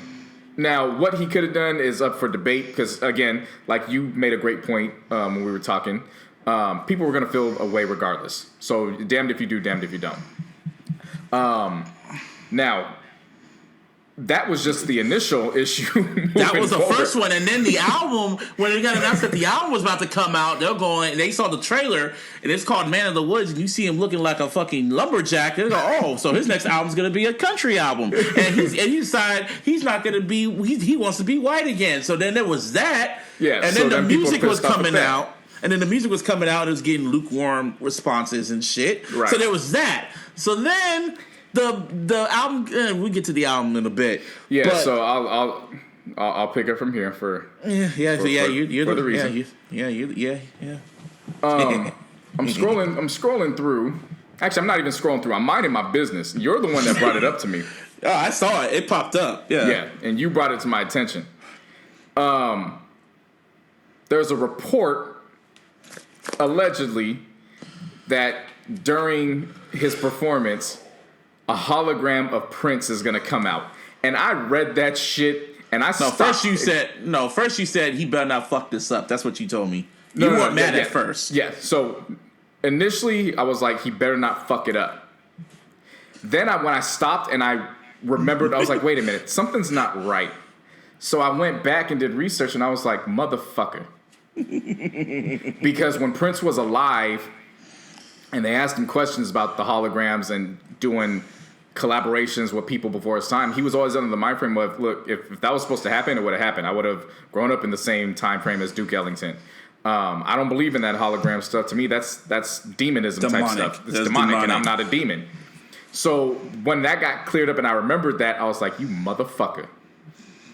But then again, so then after that, it was a huge backlash. Everyone kept saying that Timberlake dissed Prince and all this other shit. It was backlash, and I was all for it. And I was like, I was laughing. This motherfucker. I was like, let the this motherfucker. I was like, let the Purple Nation reign supreme. I showed you the comment that my mom left. My mom was pissed the fuck off. See, for me, it was just like I was just like, it was just a report. It wasn't even real yet. And it was just like, I was just waiting till more shit came out. Like, let's just wait and see what happens. Motherfuckers were up in fucking arms. And they were more mad at the fact that pretty much him and Prince didn't really like each other. Because let's rewind to 2000, was it 2008, 2006, 2007, when Give It To Me came out. Or it was just something that came out where Prince was asked about Justin Timberlake's Sexy back. And he said, "Sexy never left." Mm-hmm. You know, Prince is fucking petty like that, and Justin Timberlake is a lot more pettier. I'm going to tell you right now. Don't do it. I am, because the world needs to hear this shit. If you did something or said something and it got on Prince's radar and he responded back with some shade, you were not to get upset about it. You were to take that shit as a blessing. That you even showed up on his radar. Fuck out of here! If Michael did that, I would have dissed Michael too. Inspired you to be better. That's exactly what you were supposed to do. Oh please, man! If Michael would have dissed me like that, I would have dissed his ass too. You know, fuck. Well, I don't give a damn who you are. That's you. Like, that goes to show you how much. That goes to show how you feel about Michael versus how we feel about Prince. I know. I'm saying myself as a man. I'm saying as a person. Like you say some little shade. You say some shade. You say some shade about my shit. So yeah, I'm gonna go on a record on Give It To Me, and you said if Sexy never left, and why everybody on my shit. Don't hate on me because you just didn't come up with it. I mean. Hey man, you shade me, I shade right back. What? Prince supposed to diss me? I'm supposed to sit there and take it? Yes.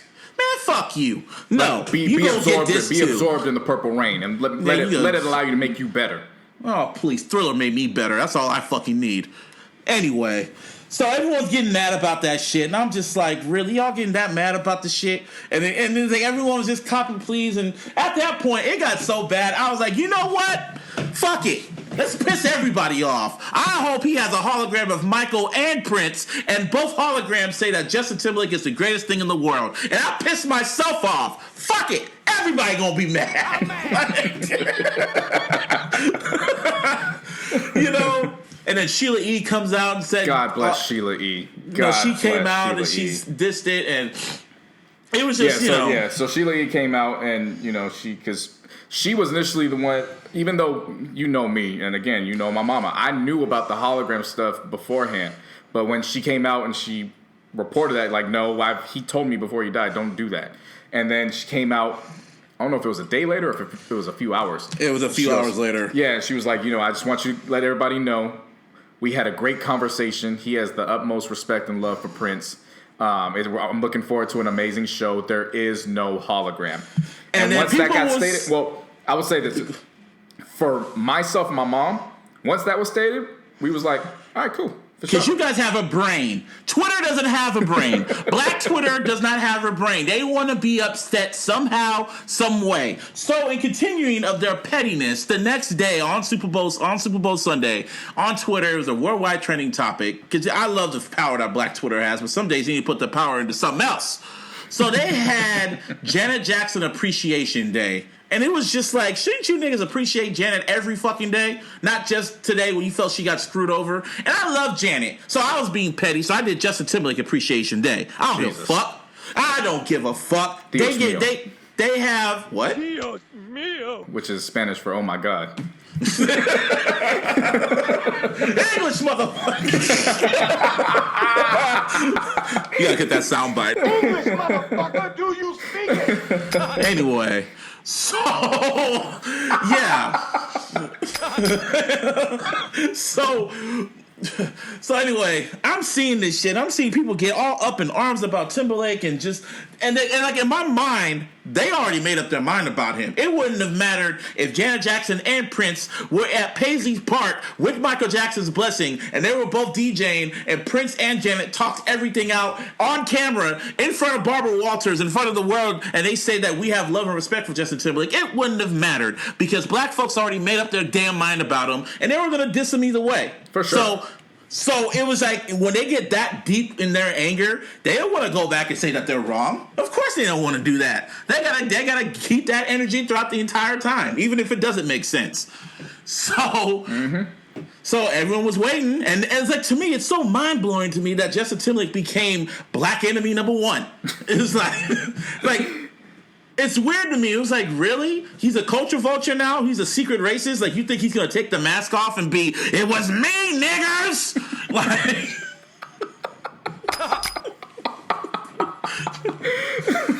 I'm just saying, like, it's like niggas getting outraged for nothing. I even said I had to go in and I had to go on Twitter. I know it was just fucked up. I'm like, well, Prince didn't fuck with Justin Timberlake like that. Yeah, nor did your daddy, but you don't see me on here fucking bitching about why he's not around. Bro, so I saw Karina's response to that and I just started falling out laughing.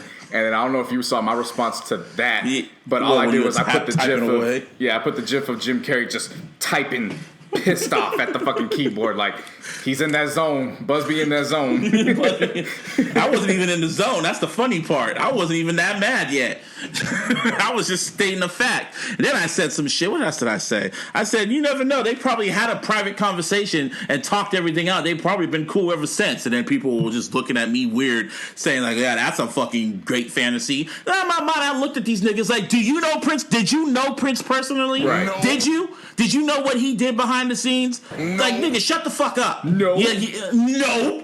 Like, fuck out of here. I didn't know Michael either, but you all keep on, you just see all these clips that you see on TV and all this other shit. Niggas need to get out their fucking feelings. Just like I said last week. Niggas need to get out their fucking feelings, man. Justin Timberlake is for the culture. It's, until some nigga shit happens. Right. But he's for the, when it comes to music, he's treated it with the utmost respect. He's never like dissed it. He's always showed it respect. He stayed his lane. he's done a lot for music. Come on, Right. The Justified, Future Sex Love Sounds, 2020 Part 1. Come on, I said Part 1. So, come on, just trade that nigga some respect, man. Especially that's still mad about that little all lives matter comment he said about Jesse Williams. But no, he didn't say it about Jesse Williams. He agreed with his speech. Right. But again, someone came in his mentions and brought up the Janet Jackson shit again, and he's getting irritated. Black Twitter's gonna make Justin Timberlake a racist. So, I mean, shit. This is the crazy thing about it. We still haven't even touched on the performance yet. This is everything leading up. So this is everything because, like I said, they made up their mind about everything. Yeah. So leading up to the performance, he posts the picture on Twitter of him getting ready. Yeah, of him getting ready. He's got the custom JT Jordans, which they released right after the performance. And I remember like I said, once it was clear there wasn't going to be a hologram, but there was going to be something to pay homage, I was like, okay, I'm cool with it. But you know how I am. I like to troll just to get it out and about. So when I saw the picture of him, man, just if you a sneaker fan, that picture just made you you sick, like in cringe. Because he creased it. Yeah, he got the crease, and so I wrote something to the accord of, you know what white privilege is? White privilege is wearing your own custom-made J's and creasing them and not being worried about creasing them before you go and perform at the biggest stage of the year to this point. He was just thinking about the show and his choreography. The shoes didn't matter to him at that point. Right, because if that was a nigga that had them shoes on, shit. The paper towels underneath them. He'd have somebody else tie his shoes for him. And that's why Timberlake is not a nigga. He is still white at the end of the day. Yeah, shit. So now the performance. He started off with Filthy, right? Yeah, that was the only song he did from the album. All right, rightfully so. We'll explain that later. So he starts off with Filthy, and as I'm watching, I'm like, wait, where the fuck is he at? My mom was saying that. I was like, what the fuck is he? Yeah, because it's just like this. It's like a dive bar. Yeah, it's like a dive bar stage. And I'm like, wait, what the hell? Like, where the hell is this going? And then when he transitions out and he comes out through the steps, I'm like, okay, that was decent. I like that. And then Rock Your Body started. I don't give a fuck who you are, man. If you've been a Justin Timberlake fan for a while, you can be as pissed off as you want with this man. When Rock Your Body comes on, fuck all that bullshit, This man. nigga had hits, man. Fuck all after the bullshit. Hits. So Rock Your Body came on, and I'm at that point I'm gigging. I'm like, all right, for sure, I like this. And then what was the next song that he jumped into afterwards? I don't know. I think it was Senorita. It was some song. I don't know. I don't remember the whole playlist, but I know he just did a melody of his greatest hits. Right. Now I will say this: I was so in tune with the music, I didn't care. But let me preface this: I did not care. But as I'm watching his performance, I'm like, this motherfucker's stiff as fuck. Like he lucky the hits is banging. Like I don't give a fuck how stiff he is, this whatever. But he ain't moving like he was moving 10 years ago. Nigga's in his late 30s, man. Yeah, so I'm like, I'm gonna let him live. Like it's all good. And then I don't know what led him up to the piano. I just know whatever got crossed up before Until the End of Time. So when Until the End of Time came on, look, man, that's a mood right there. You know what I'm saying? Like, yeah. The Beyonce remix is pretty dope, too. Oh, I love the Beyonce remix over the original. But just for how it played out, that song in itself is a mood. So when he goes up and he starts walking to that white piano, I didn't catch it until I talked with my mom afterwards. Because she was like, oh, yeah, when I saw him walk up to the piano, I knew the Prince tribute was coming at that point. Like, why the fuck else would he be walking up to a piano? Your mom knows her boy. Right. And so he's playing. And then the beautiful transition from Until the End of Time into I Would Die for You. Flawless. And then you see the curtain, and all of a sudden you see everything go footage from Purple. You saw the footage from Purple Rain. Right. And then at that moment, I stopped and I'm like, okay, this is what happened. Somebody saw the rehearsal within the game. He saw the rehearsal and then went to people and he mistook the footage from Die For You of a hologram, so he leaked the story and everyone got mad for nothing. And they still haven't they didn't say sorry. They didn't admit that they were wrong. Right. Of course. Yeah. So at that point I was like, that's a classy way to pay homage. And then he lit the whole city up too with purple. Oh my god. So that was dope. So of course just seeing everything inside, I'm like, that's really nice. And then the camera goes from inside to outside, and I'm like, wait, where are we going with this? There's clearly a drone for a reason. What the hell's happening? And as I'm watching and just seeing everything go purple, I'm like, oh my gosh, oh my goodness, oh my Lord. I'm like, what's going down now? My mom loved that shit. That shit was pretty dope. And then when I saw how everything formed into the symbol, I'm not gonna lie to you, dog. A few purple rain tears started coming down my face. I was like, oh my God, that was wonderful. It was a great tribute. People are still on that fact, well, Prince didn't like him. And then in my mind, it's just like, at that point, I'm just gonna break it down to you niggas. That nigga's dead. So, be easy now. Be easy. I'm sorry. You say that about Michael too. It's like, at the end of the day, his estate is getting handled really fucked up, if we really want to get down to it. His estate, it's just fucked up, and he didn't, take the proper procedures before his death, because he didn't know it was going to happen. But his state is fucked up. So if you're going to point fingers at anybody, blame them. But when you look at the performance as a whole, it was a proper respect. Like, come on, it was like he had a dance off with his hologram. The fuck out of here! It was great. Yeah. And Mom, overall, when it comes to his shit, to Justin Timberlake's performance, I was cool with it. I mean, like I said, I'm not gonna knock it. It was cool. I'm gonna call it for what it was, though. He wasn't the best performance I've seen. Again, he was. It wasn't his best. Everyone kept crying for Bruno. Right. I mentioned how he was stiff. Not only was he stiff, but there were certain elements throughout the performance where I'm watching and I'm like, oh, he's looking for reasons not to dance. Like, okay, he knows himself. I can respect that. Like, he's just trying to mull through and go with the flow with this. But there were clearly some instances where he could have busted out into some Diet Omarion at the BET Awards dance steps. Oh my God! Don't remind me about that Omarion performance, man. Yeah, I know exactly. The image just came in my head when he just walked out and just ran out of nowhere and then just in 2 hit seconds. like 32 combinations in a 22-second span, and then just let it be known he was there. But I mean, I'll take it for what it was. It was like I said, it wasn't the greatest performance. However, when you have that many hits, a lot of people really aren't going to pay attention to that. They're going to be so focused in it, reliving the hits that you helped create. See, in Black Twitter, keep going back to it. It was split. A lot of them, even the haters, had to admit, yeah, this is pretty dope. And then some of the haters that were so blinded by their hate, they were still saying it was trash, and they didn't want to admit that it was actually a good performance, especially with the tribute. They're like, well, he didn't like you. They're so bitter and so angry, man. It's whatever, man. Like I said, even if it came out that him and Prince squashed everything and talked everything, I don't even think there was a beef. It was just whatever. And, it wasn't no hologram. It wasn't nothing. I mean, at the end of the day, Joey Badass did a Prince tribute. And I was like, oh, that's nice. But, if Prince was alive, he would have told him, that's nice, but you better pay me my money.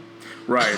I mean, there's haters all around. They gonna say what they gonna say. I think both of our gardeners, they hate us because you had an instance earlier where your gardener was doing that. I hear it. Now the gardener out here is taking care of the apartment complex. So I mean, it's haters all around. You got to find a way to overrise.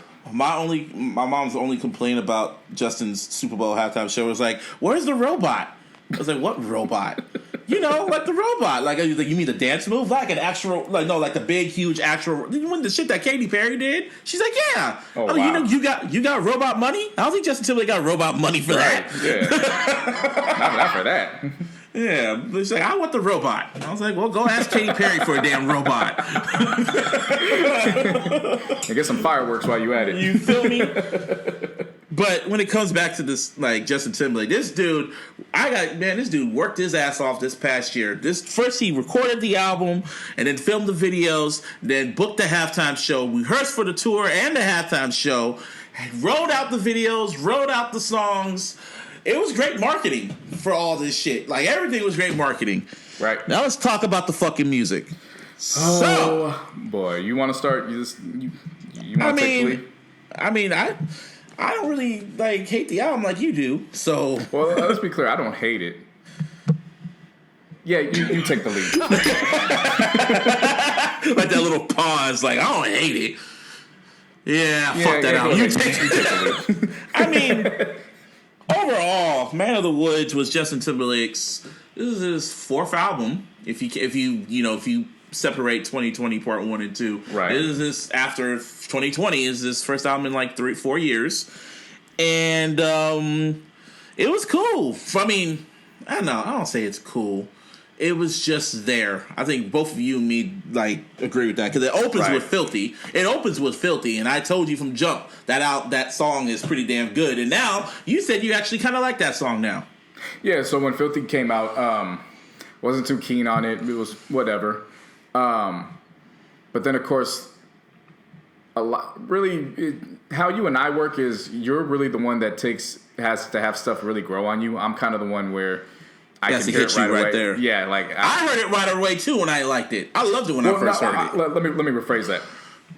You're the one that usually takes time on the bulk of more stuff. Like for me, it's more so like I'll usually rock with a lot of stuff off of first listen, and then I'll let it grow on me to see how big it can get. Mm-hmm. So, but Filthy was the complete opposite. Like you immediately felt it, and I was like, it's whatever. But in hearing it with our playlist, the January playlist, which you all can download at Apple Music, Tidal, and Spotify. No, you can't say Tidal. You gotta say Tidal. Oh, that's right. You gotta say Tidal. You know what I'm saying? You gotta hit him with that. Get him with that draw. Gotta get that Tidal. Yeah. So with Filthy, after playing it back in the playlist all week, it finally did grow on me, and then hearing it open up the album, I was like, all right, for sure, cool. Like, especially how it creeps up on you. You hear it, and he's like, hey, like, whoa! Don't have those speakers. Right. Every time I play it on my headphones, it's just like, God damn, Justin, hey, do you know what's good? But I love that damn song, and then it goes into Midnight Summer Jam, and I don't think I told you this, but when you hear that intro. And the bridge, and you better than this, the sophists and shit. Mm-hmm. I hear Future over that. Yep. I hear Future over that. Yeah, I think I told you. Yeah, I heard Future over that shit. I'm like, this is, and the song itself is like vintage. It's produced by the Neptunes and it's vintage Timberlake. And I was like, it's a groove. It's a groove you get into, and then you get to the sauce. And I guess that was the first album with all the country shit. But it was kind of cool. It was kind of cool. Then you get to the title track, and I'm like, what the fuck is this? I mean, it was like, this is your title track, and it's so watered down country bluegrass kind of. Man, like, I don't know.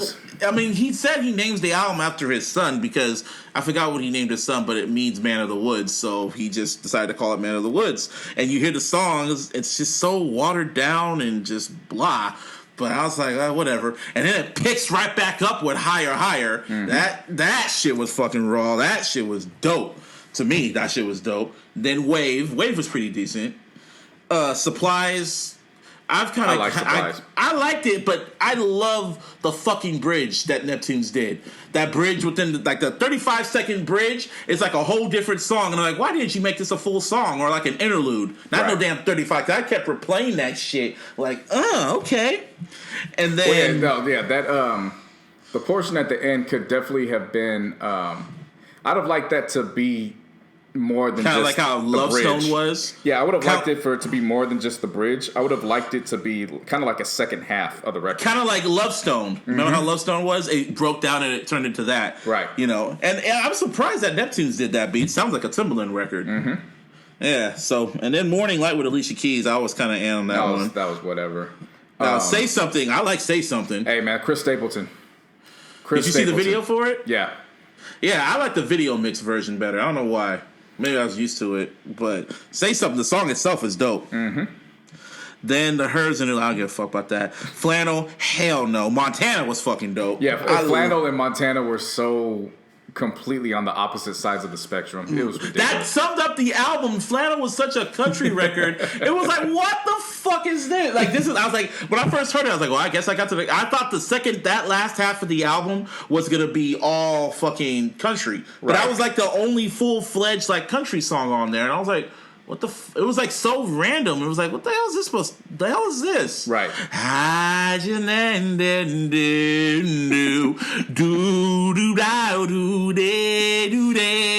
Yeah, no. Nah. But then when you go to Montana, it's like such a groove to it, like a Daft Punk like groove, and it's like riding music. Like, okay. Right. And then Breeze Off the Pound. Breeze Off the Pound was I like Breeze Off, but Living Off the Land, I love that shit. Off the hook. So here's my take on Living Off the Land.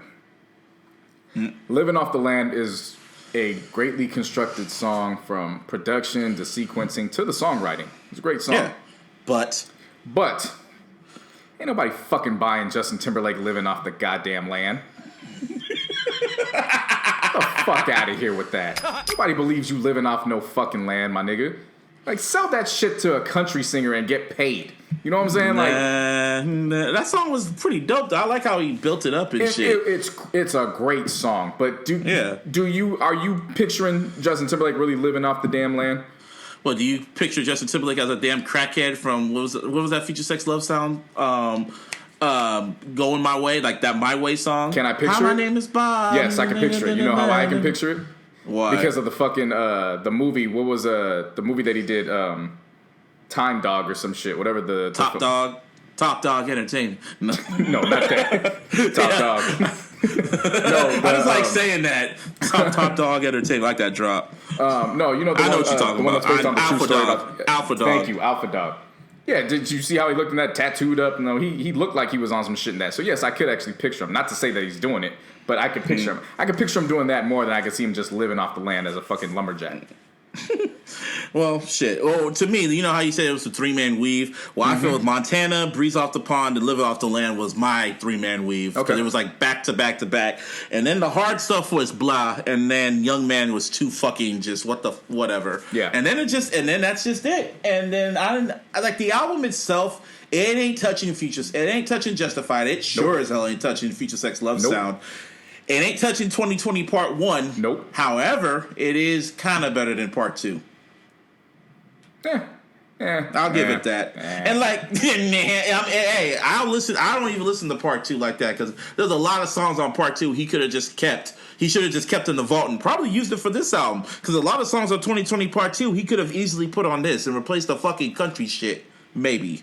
Right. But when it feels like the album, when I first heard it, it's not good. It's not bad.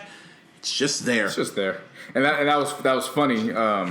As you mentioned earlier, you had said that, but you had told that to somebody else. So and you had you heard the album a few days before I did. Because it leaked early. Because it leaked, yeah. Me, I got no time for downloading shit. I'm like, I'll just wait till. In this era, everyone just waits now, which is crazy to think about. So I waited, and then I listened to it on the first listen, and I think it was like 6 a.m. because it was Friday, so I was driving early. You were still asleep. And so I text you a bunch of stuff beforehand, just that way as you can see when you woke up. And one of the things I ended up texting you was, this album's pretty much summed up in one phrase. It's just there. And then you fucking hit me back when you woke up like, motherfucker, I told you that. And I'm like, no, you didn't. You're like, because I went back on the text messages. I was like, I'm pretty sure I told you this. And then it was just like, I probably tweeted it out or something. And you're like, nah. I was like, shit, great minds think alike. Hell yeah. But like I said, it's not a bad album. I mean, to me, it's not bad. It's just there. It's not good. It's not bad. Is it one of his, I guess you would say, of his weakest ones? I guess. It's not that bad. Right. It's not like 2020 Part 2, which is full of filler. Yeah. Like, this has some filler. Right. And I mean, and that's where I was getting at, Lois. It was, I joke around when I say it's trash. It's not trash. I think what it is, though, is when you go off of the standards for Justin Timberlake's catalog, it's like you said, it is on the weaker side of that discography. And he doesn't just drop albums like every damn year. He takes his sweet ass time. Right. He takes years. Like, what was the gap between Future Sex and 2020? Like 8 years. So the gap between Justified and Future Sex was 2.5 years, and then the gap between Future Sex Love Sounds in 2020 was 3.5 to 4 years. Yeah. Yeah. So there's a gap in between. And then obviously the gap from this one, so he dropped both of those in 2010, 2011? What? 2020? Yeah. No, that was 2013. 2013. Okay, so this was about another 4.5, 5 years. Yeah, so I mean, when he gets up there in age, he takes longer. Yeah. Best way to put it. But I mean, we pretty much agreed on, for the most part, the records that we both liked, and then the records where it was like, motherfucker, you gotta change that shit. Like, I don't know what to tell you. Yeah, especially that flannel. And I don't have no problem with country, but just don't go full retard. Country's country. awesome. It is, but don't go full retard. If that's not your lane, you got to know how to implement it. Stay in your exactly. That's what he tried to do. You could tell certain tracks there was like little country elements, like he dipped his toes in it, but he was holding on to what he's used to. You know what I mean? Right. Like for him, he's gonna be number one on the charts. He's gonna sell over 320K with streaming and shit. So this is a win for him. That was a W. You know, he had a great rollout. Then he's gearing up to go on tour and. Hey man, Justin Timberlake on the road. I'm just glad he's back in music fully, not no movies and shit. Yeah, so, I mean, we'll see how the tour plays out. Hopefully, he's not as stiff when he goes on tour.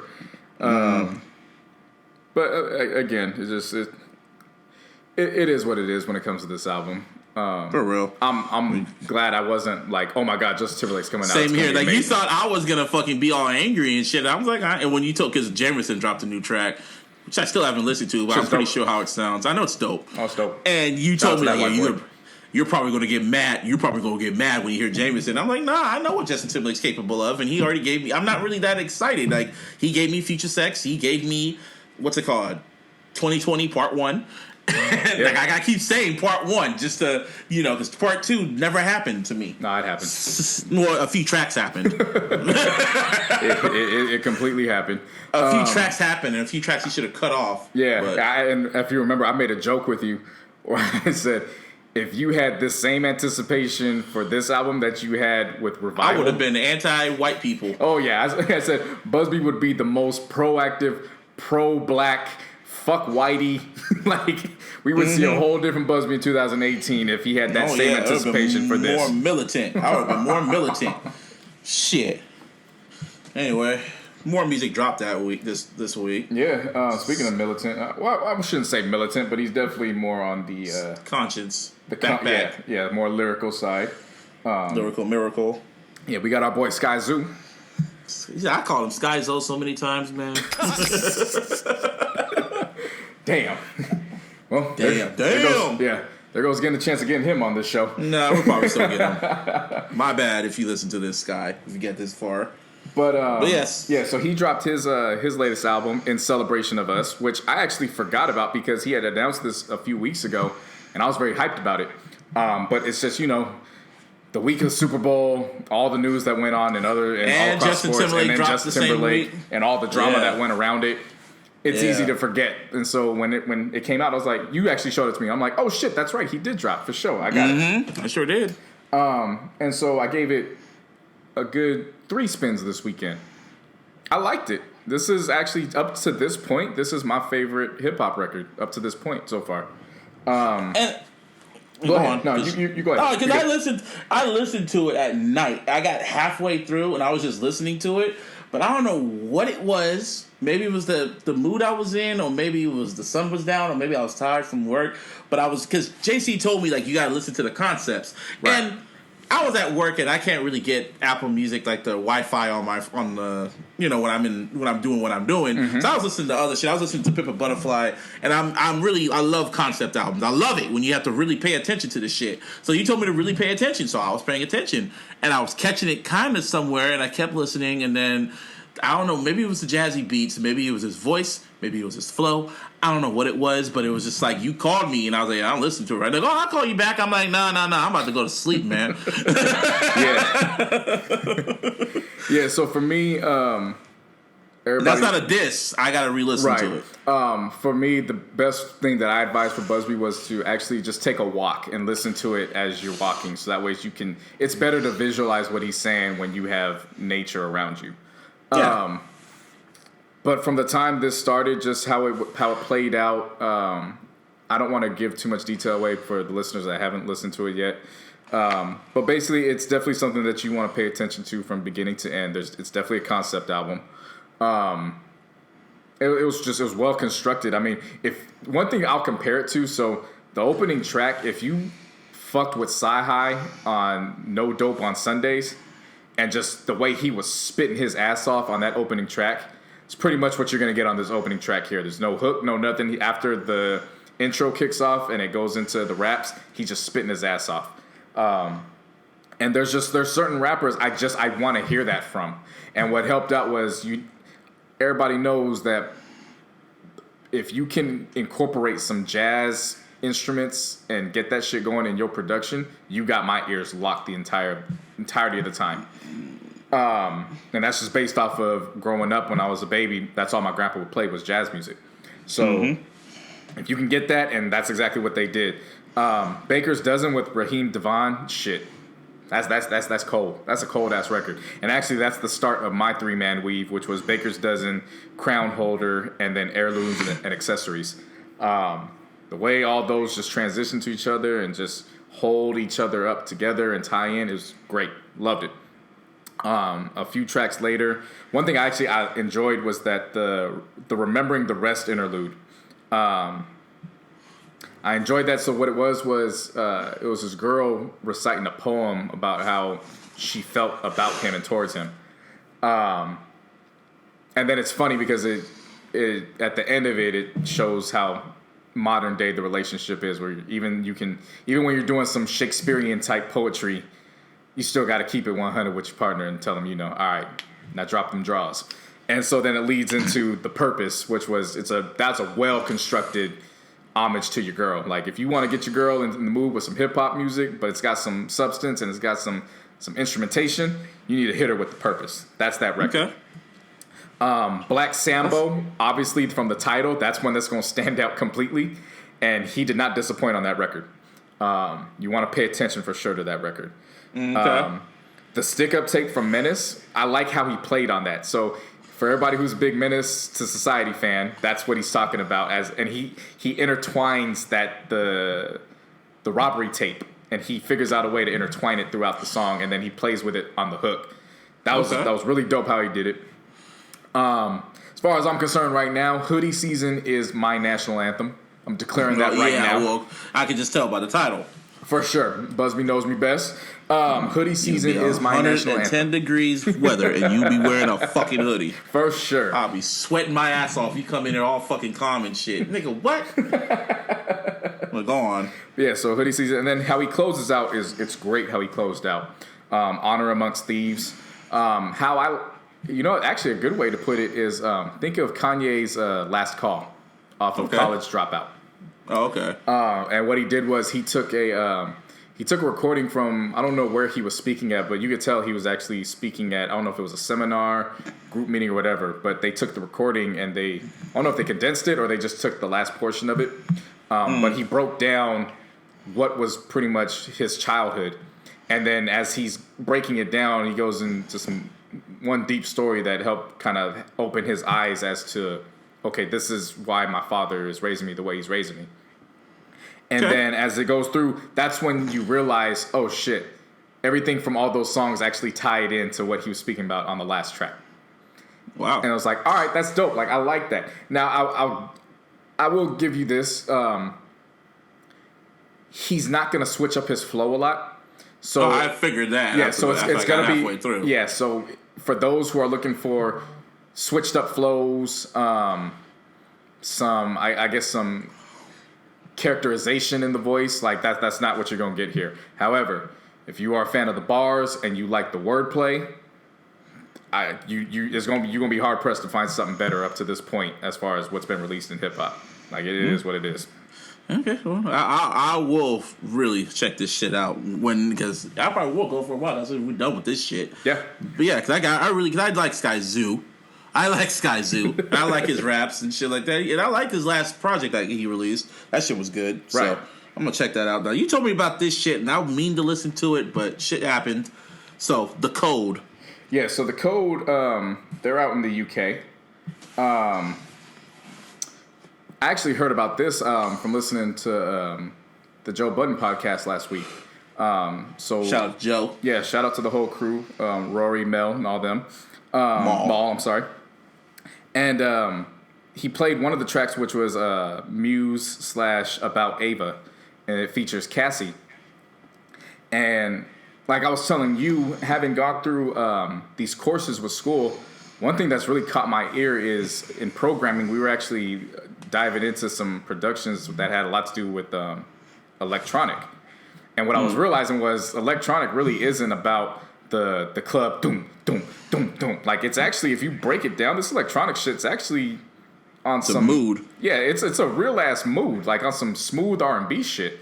Mm-hmm. And so just listening to the song, I was like, and what I loved about the song was that the vocals are distorted. So you can kind of make out what they're saying, but it's not clear until you actually read the lyrics. And that was actually one thing that was dope to me. It was like, wow, you actually had the lyrics, but you distorted them, and this shit sounds so damn amazing. So I was like, you know what, I'm gonna give this album a listen to. And then what confirmed it was that after I got done hearing the podcast, we had our discussion board for the last week of the course, and somebody actually brought the album up in the course. And I was like, okay, that's a sign. Like, I gotta listen to this. 11 songs, less than 40 minutes. And this is, as of now, this is in my top 3 with Skyzoo and Sir. This whole album is a whole fucking mood. Like, legit. It's so damn smooth. Is it like hookah music? No. To me, hookah music is you can only listen to it when you're smoking hookah. Oh, okay. This is... it's a level above hookah, where you can definitely listen to it while you're doing it, but at the same time, you can use it for any mood where you're trying to unwind. So if you're trying to unwind with a woman, or if you're just trying to unwind from a hard day's work, or if you're trying to relax, I would even say you can even play this with the boys, because it's not like hardcore sensual music. Like it's a legit like winding down music. Okay. But there's some points where it's not excessively upbeat. As far as the records that are upbeat, it's the right tone and the right tune. Same People, a great record, and the 3-man weave like jumps at you right away from tracks 2 to 4, which is Same People, Paramount, and then of course Muse About Ava. All throughout the rest of the record, it's incredible. It's an amazing record, and like I said, it's only 11 tracks, so there's no need to try to figure out how you're gonna maneuver through this. Less than 40 minutes, so it's definitely something where you can get in and get out. But it's honestly one where when you finish, you're gonna be like, nah, I gotta run that shit back. let me run this bitch back one more time. Oh shit. Yeah, so I was not expecting to hear something of this caliber, but I'm glad I did. So again, shouts out to the Joe Budden podcast, because for sure I would have not found this if it wasn't for them. Joe Budden podcast, man. Y'all need to listen to that shit. I listened to that shit from the beginning, man. They've always been on Joe Budden, man. We already been on him a lot. So shit. Yeah, you know how that goes. Yeah, so a lot of shit did happen some shit happened in the world of entertainment. Right. During the whole shit. Well, first off, I think this came out last week and we didn't touch on it, but Quincy Jones did had a GQ article come out, and it was really eye-opening, just the shit he was talking about. Yes. Man. He talked about a lot of shit that happened throughout his life when he worked with people like Frank Sinatra, Michael, just a who's who within the music industry and just entertainment, period. But the one thing that really got my attention when I read this shit is that he admitted that he has 22 girlfriends at the age of 84. Not 21. Not 21. But 22. 22. And they all know about each other. That's bullshit. And he even said straight up, like, would you ever get with somebody your age? He's like, hell no. He's like, hell no. And he said he has his limit is from 22 to 42. I was just like, nigga, what? Damn. I guess that nigga's a dog. He's a dog and he don't give a damn. Nah, he ain't no dog, because you're not a dog if all 22 know about each other. He said he keeps it real, and he said he knows he has women from all over the world. He's like, I got a chick from Peru coming in, and I got another chick. Damn, it's crazy to me. He was like hella thinking about it, and he's saying he knows hella different languages and shit like that. I'm just like, all right, Quincy. And he talked a whole bunch of shit. Another shit that really got me off guard. I wasn't even surprised at this point. The more the stories kept coming, it was just like, I'm not surprised. This motherfucker said he brought drugs from Malcolm X, back then known as Malcolm Little. Nigga, So when Malcolm was known as Detroit Red, he said he and his band, they were out there, and they used to call the cocaine girl, and they used to call the heroin boy. And they was out there buying that girl and that boy. And many a time. So when the reporter asked him, he goes, wait, did you... So obviously he wasn't Malcolm X at that point, but did you know, like, were you trying to hide that you bought it? And he was like, hide that I bought it? Shit, the whole band was buying it from him. Like, that was the plug. And he said it so nonchalantly, the way I read it. And I was like, well, shit. And then he goes on to say, yeah, so you had cocaine, heroin, benzedrine, amyl nitrate, methadone. And I'm like, shit, nigga, what the fuck wasn't you on? Like, God damn. Everything. He said he tried everything. And he said stories about, when he kicked it with Pac, and, we know, any Pac fan knows that story. Oh, yeah, because that was going to be his son-in-law. The most interesting one was his stories about Michael and Prince and their little frenemies feud. I already knew the Bad story. That shit was funny as fuck. I'll say since I'm a Michael fan. So apparently when they were recording Bad, they wanted to do the duet together. Yep. He wanted Michael and Prince. It was going to probably be the first and only time they do a song together.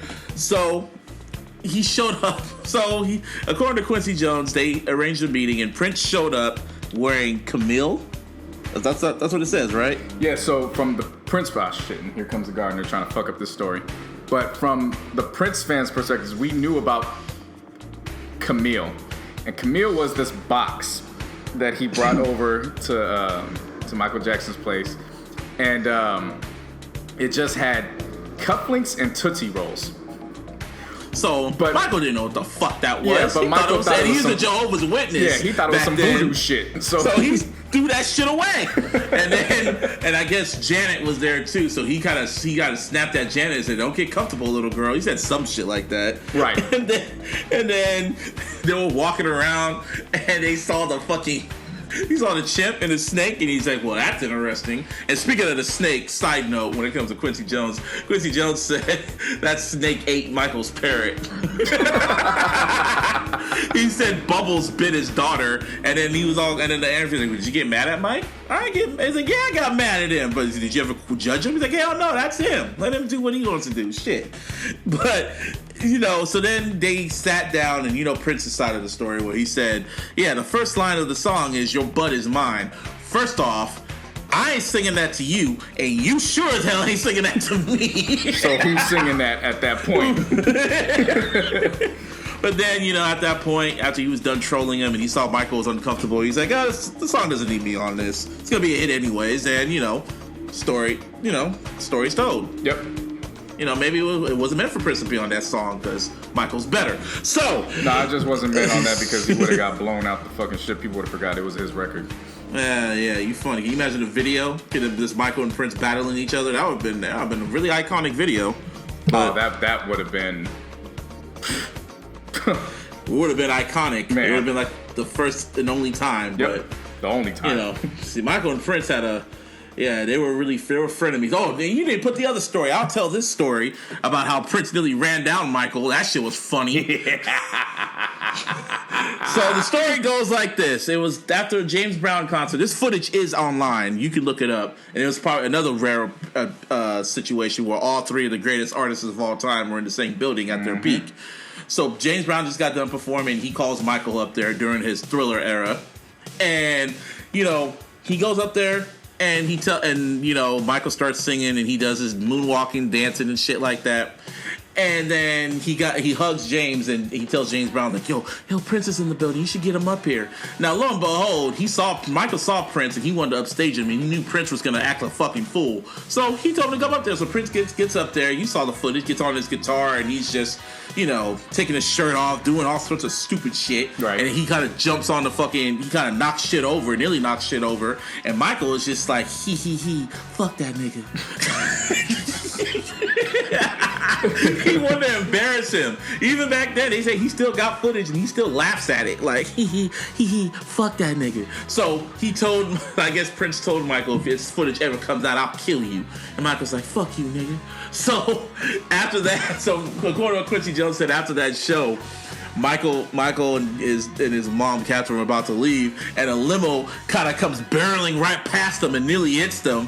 And Michael just looks, and then Quincy tells like, "Yeah, we're going to Michael." He said that was Prince that did that shit. He's like, "Did he know that?" He's like, "Is you sure that was him?" Michael just knew. Yeah, I knew it was that nigga.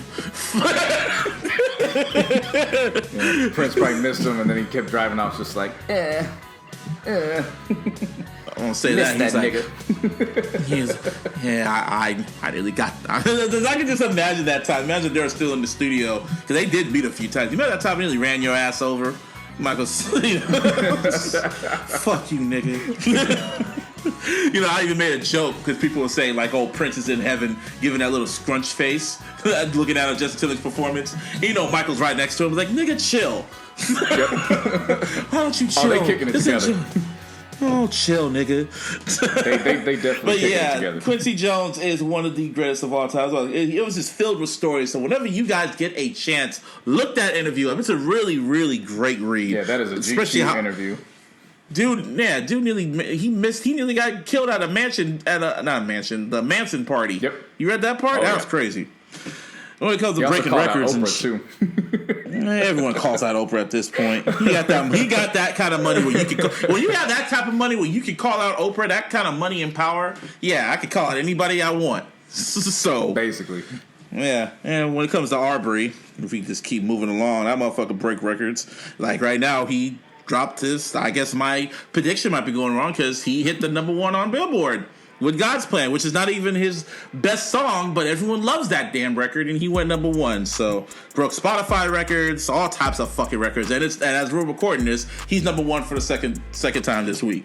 Yeah, so, as I've stated many times before, the reason why he sounds like he's so stagnant these days is because he's finally realized that he could put out a song titled "That's Dog Shit," and it's still gonna break records. Like he's reached the point where he has that status in music altogether, where it doesn't matter what the song content is. If people they're just gonna stand for him.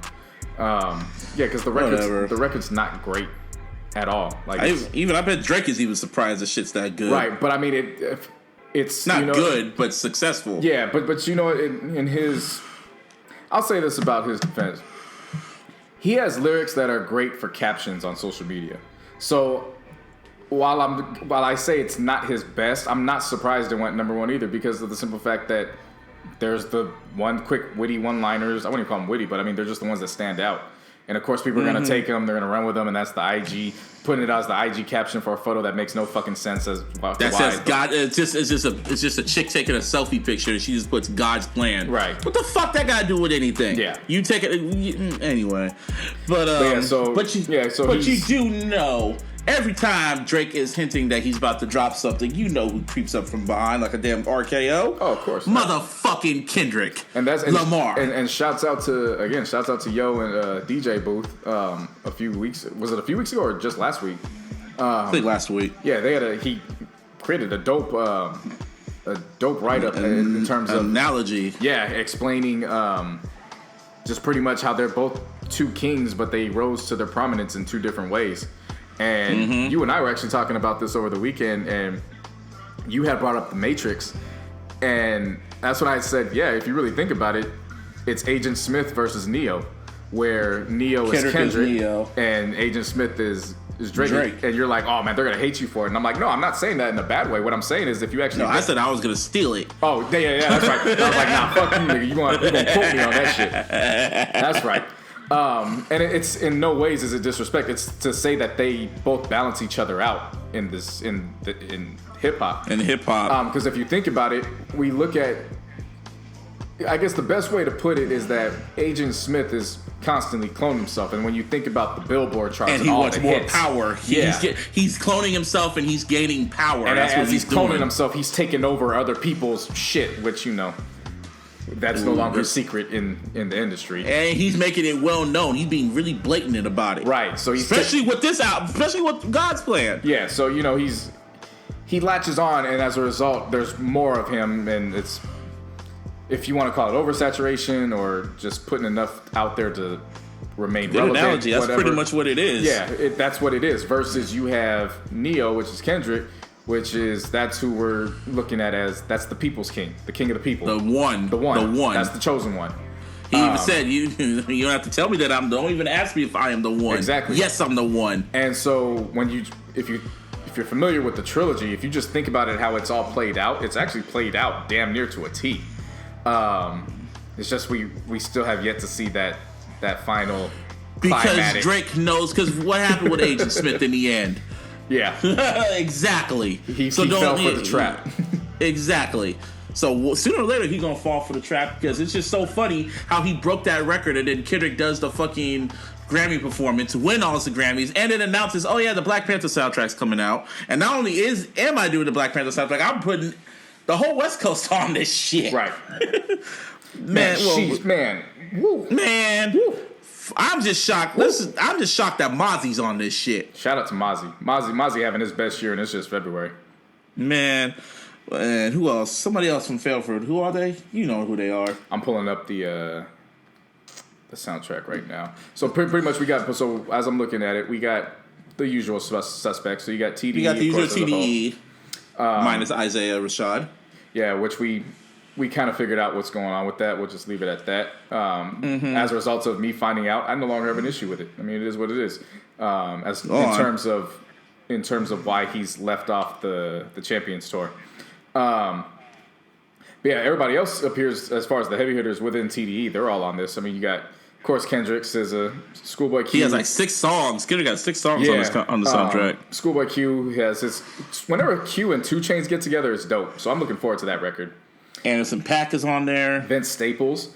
I don't know if you caught this, but I'm really looking forward to this collaboration. Khalid and Sway Lee. That could work. Exactly. That's why I'm like, that looks interesting. Very, very interesting.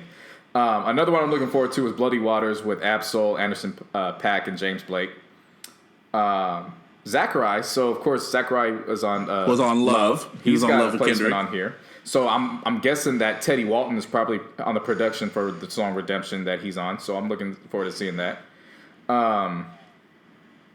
Kendrick and Travis Scott hooked up again, so they got Big Shot. And then you got Paramedic with SOB and RBE. Of course, they're out from Fairfield. Yeah, Fairfield, man, that's crazy. Yeah, I'll let you know TDE really has their ears to the streets for sure. That's crazy for sure. And then the one that I was actually trying to hold out on from listening to.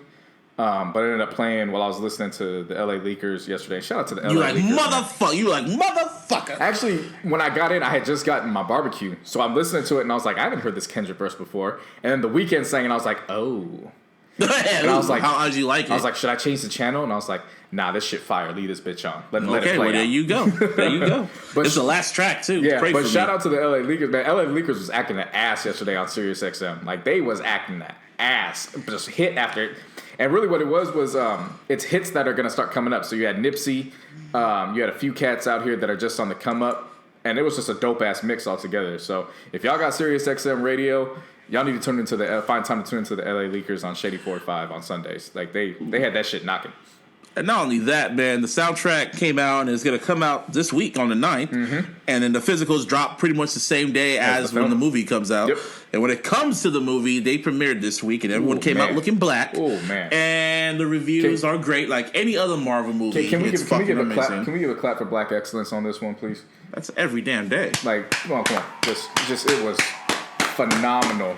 I love seeing the attire that they demanded was royalty attire, and not just royalty attire. It was black African royalty, African royal attire, and just seeing everybody just looking amazing on that red carpet was just. They're saying this movie is about to break every Marvel record ever. They say it's about to pre-sales is up the ass. It's 200 million. Oh yeah. They're already predicting it's going to break all sorts of records. So every black person in America is going to see this fucking shit. For sure. It's crazy. Just the reviews on it is just a bunch of people just, you're not, this is not going to disappoint you. Well, of course, it's Marvel. Every Marvel movie comes out. Yeah, no, that's what I'm saying. I'm like, okay, a good portion of that has to do with Marvel, because Marvel, they know they shit, and they know how to back it up. On the flip side, though, just to see the reviews on this stuff, man, it's the whole rollout. Like, dude, watch any Kendrick Lamar video on YouTube. They show Black Panther fucking trailer. Oh yeah, it's just man. That's just man. I can't wait for this movie. I can't wait for the soundtrack. Soundtrack is gonna be lit right after Drake comes out. That's funny to me. I mean, I hate doing the comparisons, but I'm just seeing a pattern here. Every time Drake drops something, when it comes to some shit, like he's hinting that he's about to drop something, Kendrick creeps up behind and says, "Look at me." And shout out to Ryan Coogler, who directed this flick. I mean, from the sounds of it, he's about to be 3 for 3, because I mean, he did Fruitvale Station. He did Creed. And that's one dope thing I like, is when you have a director and you have an actor and they always seek to work with each other. because you got that with Michael B. Jordan, because now he's been in all 3 of these films. Yeah. So that tells you that tells you as a director he's doing what he needs to do, and he's doing it at a phenomenal level. Because when you get somebody who has the caliber of Michael B. Jordan, who at this point he's just about arrived at in terms of where he's trying to take his career, that speaks volumes to me. You know who else is doing shit at a phenomenal level? Who? Kris fucking Jenner. The way she had to roll out for her daughter coming out about her baby on Super Bowl Sunday, had a video package. I didn't watch the video package because I honestly just don't give a fuck. But just how she fucking did it, from the bottom of my heart, I really don't care that she had her kid. Shout out to Travis Scott. Oh, you're talking about whatever. Kylie, my bad. Yeah, Kylie. No, Kylie. okay, so we'll say this. Yeah, shouts out to Kylie. However, Kris Jenner is the one that is, she's spearheading this whole damn thing. Like, seriously, she was gone from public for so long, did not show off that belly because she knew that was worth money. She wanted to make it grand, so she was private. They were filming everything, her whole pregnancy. You finally saw her stomach, so you knew it wasn't fake. And then all of a sudden, the day after she has the kid, she puts a note up saying, "Hey guys, I'm sorry for being all secretive, but my baby has a healthy little boy on February 1st, okay?" And then posts a fucking YouTube video on her fucking site and shit. Right. Man, I am on Super Bowl Sunday. Like, you picked the date, man. Shit. And Travis Scott's a dad, and he was in the video, and he was all happy. Now Travis Scott is a Kardashian now. He's stuck with them niggas. Man, yeah, the whole thing. Whatever. So what made me laugh about the whole situation was that he announced her birth like it was a fucking album drop. Did you see the tweet? What did she say? So his tweet was just 2.1.18 forever new rager in town. Yeah, new rager in town. Yeah, I saw that. Yeah. And I'm like, and what was funny was reading everybody's comments because of course people that didn't know, they're like, "Oh, he's dropping an album." I'm like, "Nah, you clearly missed the fuck. How did he fucking drop an album? It's February 4th, dumbass. Like, what are you talking about?" And then he went up to follow and he goes, "May I supply the rage on this next album? My conscience is on Fright Night at Six Flags." So he's definitely hyped about being a father. So shouts out to both of them. And I give him credit for he downplayed the whole situation. You did not know anything about the baby and shit. So, and then you see him in the video all huddled up with her and shit. Travis Scott of all people. That's the crazy shit to me. Travis fucking Scott. Speaking of Travis Scott, on Thursday I went back and I replayed Rodeo. Oh, that shit still knocks. Golly, bro. Like that's I think I have. Did you listen to it on Apple Music or did you actually like play the actual thing? Because they don't have the Maria I'm Drunk record for whatever reason. No, they I had downloaded, I had bought it, and because I bought it, it was covered on there. I don't know why Apple Music does not stream Maria I'm Drunk. Something was weird about that. But yeah, I may have to give it just one more year, but at this point, I'm looking at that like that's a classic. Like, it is. Like that's a good ass album. It still knocks. Like it's just the fact that I think the one track that stands out to me the most was that when you look at the song that has Sway Lee and Chief Keef, I remember looking at it laughing. And I remember the first time listening to it, I was like, I need to hear this shit all night. Like, don't let this song in. Don't let this fucking song in. That nigga had Justin Bieber and Young Thug on the same song and it fucking worked. That's a dope song. Don't get me wrong. But I'm saying leading up to that, because I don't, of course, when you're listening to the track list, you're listening to it in the order. But when I keep getting to that record, I'm like, yo, I got to listen to this again. Like, it shouldn't work with these three together, but this shit absolutely works. Yeah, man. Well, speaking of people that shit makes works, Kanye, I guess she put this. Kanye was seen working with Tyler Kweli and Mos Def, so yeah, they shared a picture on social media. They're probably just talking. I don't see when I see those type of pictures. I don't hold my breath because if anything, they're just in the studio talking. You know, Kanye. I like what Kanye's done. He hasn't said one word for a full year. He's been very quiet. Only person who's been doing the more talking is his wife, and I am here for Kim Kardashian's pettiness. Oh, I'm here for her pettiness, man. Yep. She's been very petty lately, and I like it. First, she went off on Odom when he kind of said that little shot at her sister, saying like I knew the marriage was done when she was with her second and third basketball player, and then she retweets it and put, "You mean second or third brothel?" Boom, that was just it was so witty and so quick. Like, I like that. And she been kind of, and then when she was posting all them little pictures of showing off her titties and ass and shit, and then she posted the one caption that said, "Okay, can I get an order of do I give a fuck, please?" So I was like, "Okay, Kim." And so then she's doing her what is she doing? She's doing some shit for her makeup shit for Valentine's Day and shit. So she wrote out all the people. So she put up these Post-its and she had people's names on there, like celebrities' names and shit like that. Right. And they're all color coordinated. And she's like, okay, for Valentine's Day, I want to make sure I want to send everybody a case. So this is to all my lovers and my haters. And everyone it was color coordinated. And the people in red were all her haters. So you saw Taylor Swift, you saw Nala Rivera, you saw Wendy Williams. Damn. You saw Black China. Get 'em. I was like, oh, I'm here for Kim's pettiness. I'm really here for Kim's pettiness. I like petty Kim because out of all the Kardashians, I never thought I'd respect her a lot more, but I really do. Yeah. I salute Kim Kardashian, man. After she got Taylor Swift out the paint, I salute her. Yeah, if we remember, my whole situation with that was I needed a break from her after the whole makeup artist thing and whatnot. But she's been making moves that, I'm back. It didn't take much. It didn't take long. I'm here for the pettiness as well. Yeah, shit. So when it comes to other shit, there's, I guess, Martin and Trisha Campbell decided mostly Martin and Trisha Campbell. They just decided it was to also squash their Sheena beef. Arnold too. It was all three of them. She had beef with Martin too. Oh no! What I'm saying is all three of them were together this time around. Yeah, they all took a little Instagram picture and they teased over Martin. There wasn't no picture. I know what it was. It was a whole fucking... Okay, so they were outside of some company building. Basically just talking about... Pretty much the topic was just friendship. And then when somebody was getting ready to ask him, oh, so what does that mean? Tisha's like, we ain't telling you shit. And so at that point, that's when everybody was like, oh, okay, they're probably talking about a Martin reboot. And when I heard it, I was like, don't do this, please. Please don't. Like, it's probably just gonna be a movie. Well, that's what I'm saying. If they want to do a movie, I'm cool with that. But to reboot a whole series, this is why I'm actually in the minority that's actually against this. I've been against it because these reboots are getting boring now. Yeah, of course. But across all my timelines, I'm actually in the minority. Really? Yeah. Here's my stance on it. We don't necessarily want a reboot in terms of missing your favorite shows. You just have the nostalgia for it's like, man, I want to see something just brand new. Because the reality is that when it comes back, it's never the same. Exactly. So your nostalgia is actually messing with your concept of what you actually remember from the series.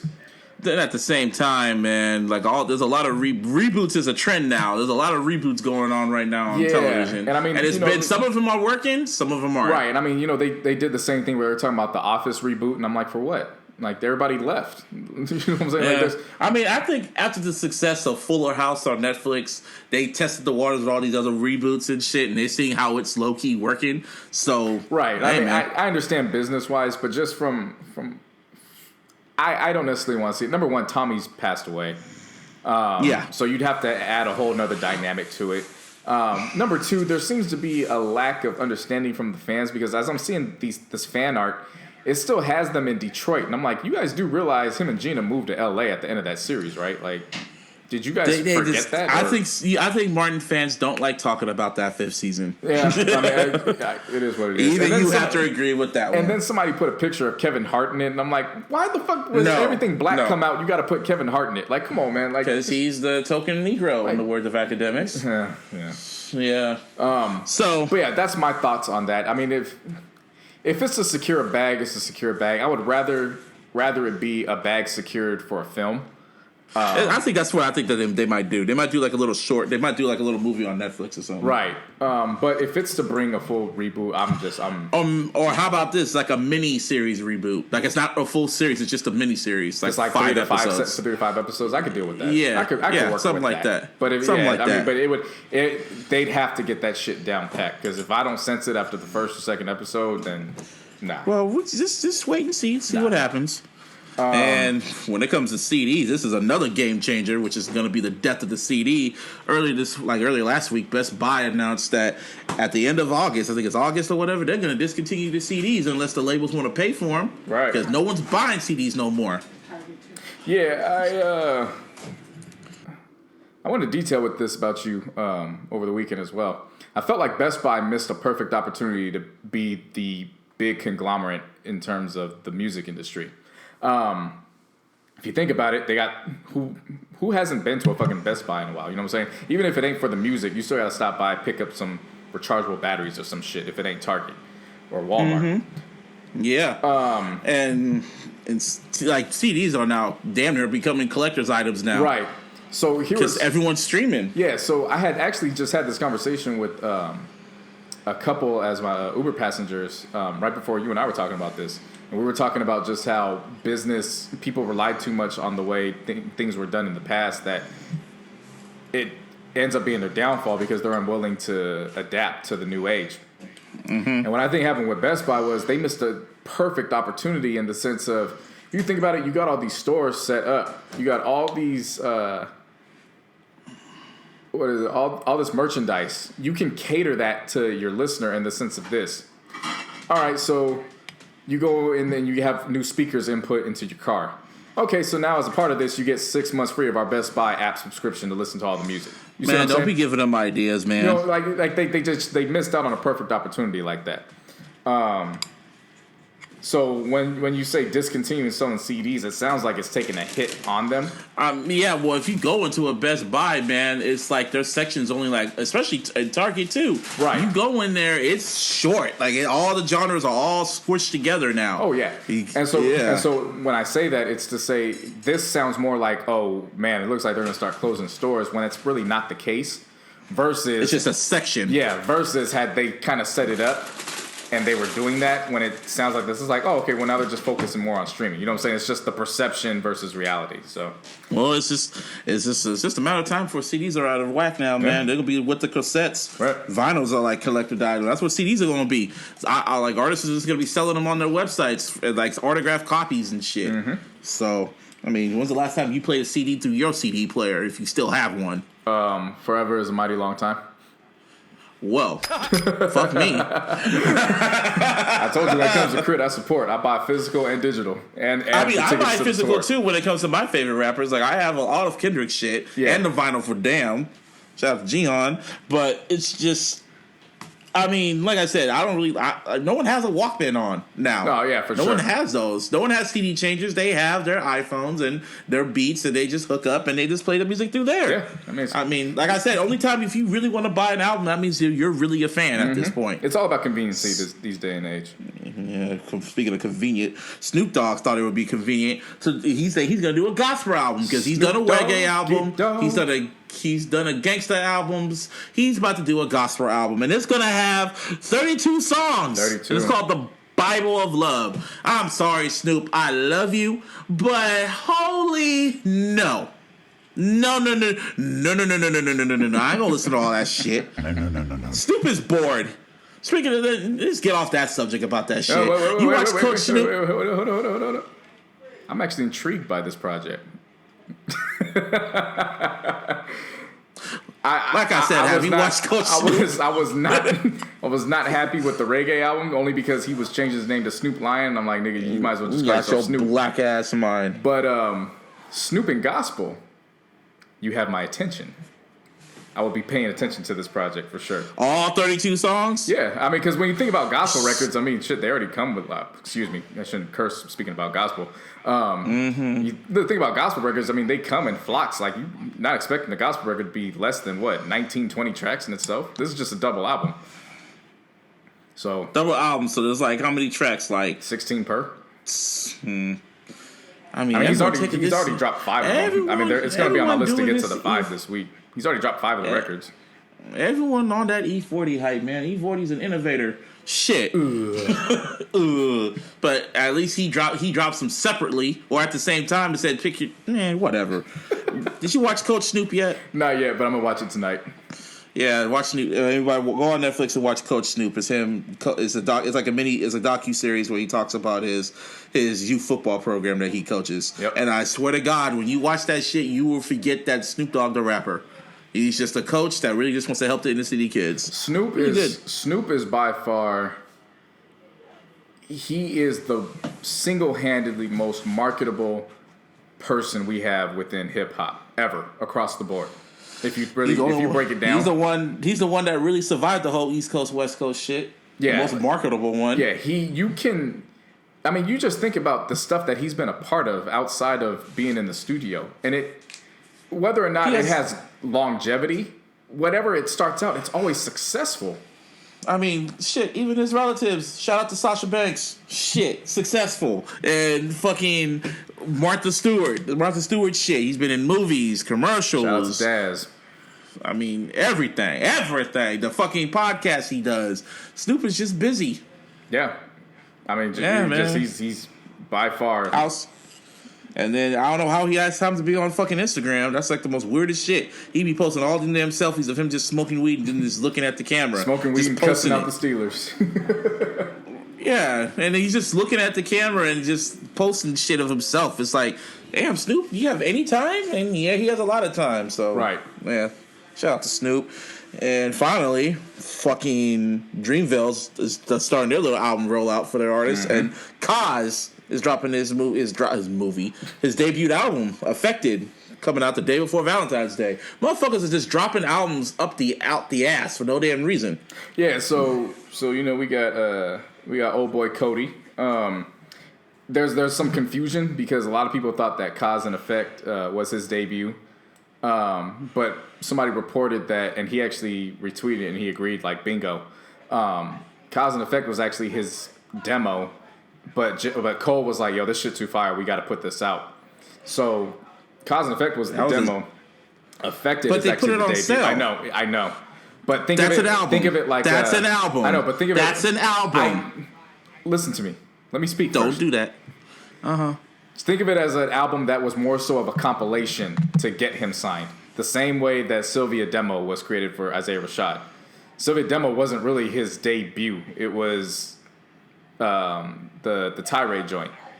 But Sylvia Demo, it was too dope for them not to push it and get a buzz started for him. That's basically what it was for this.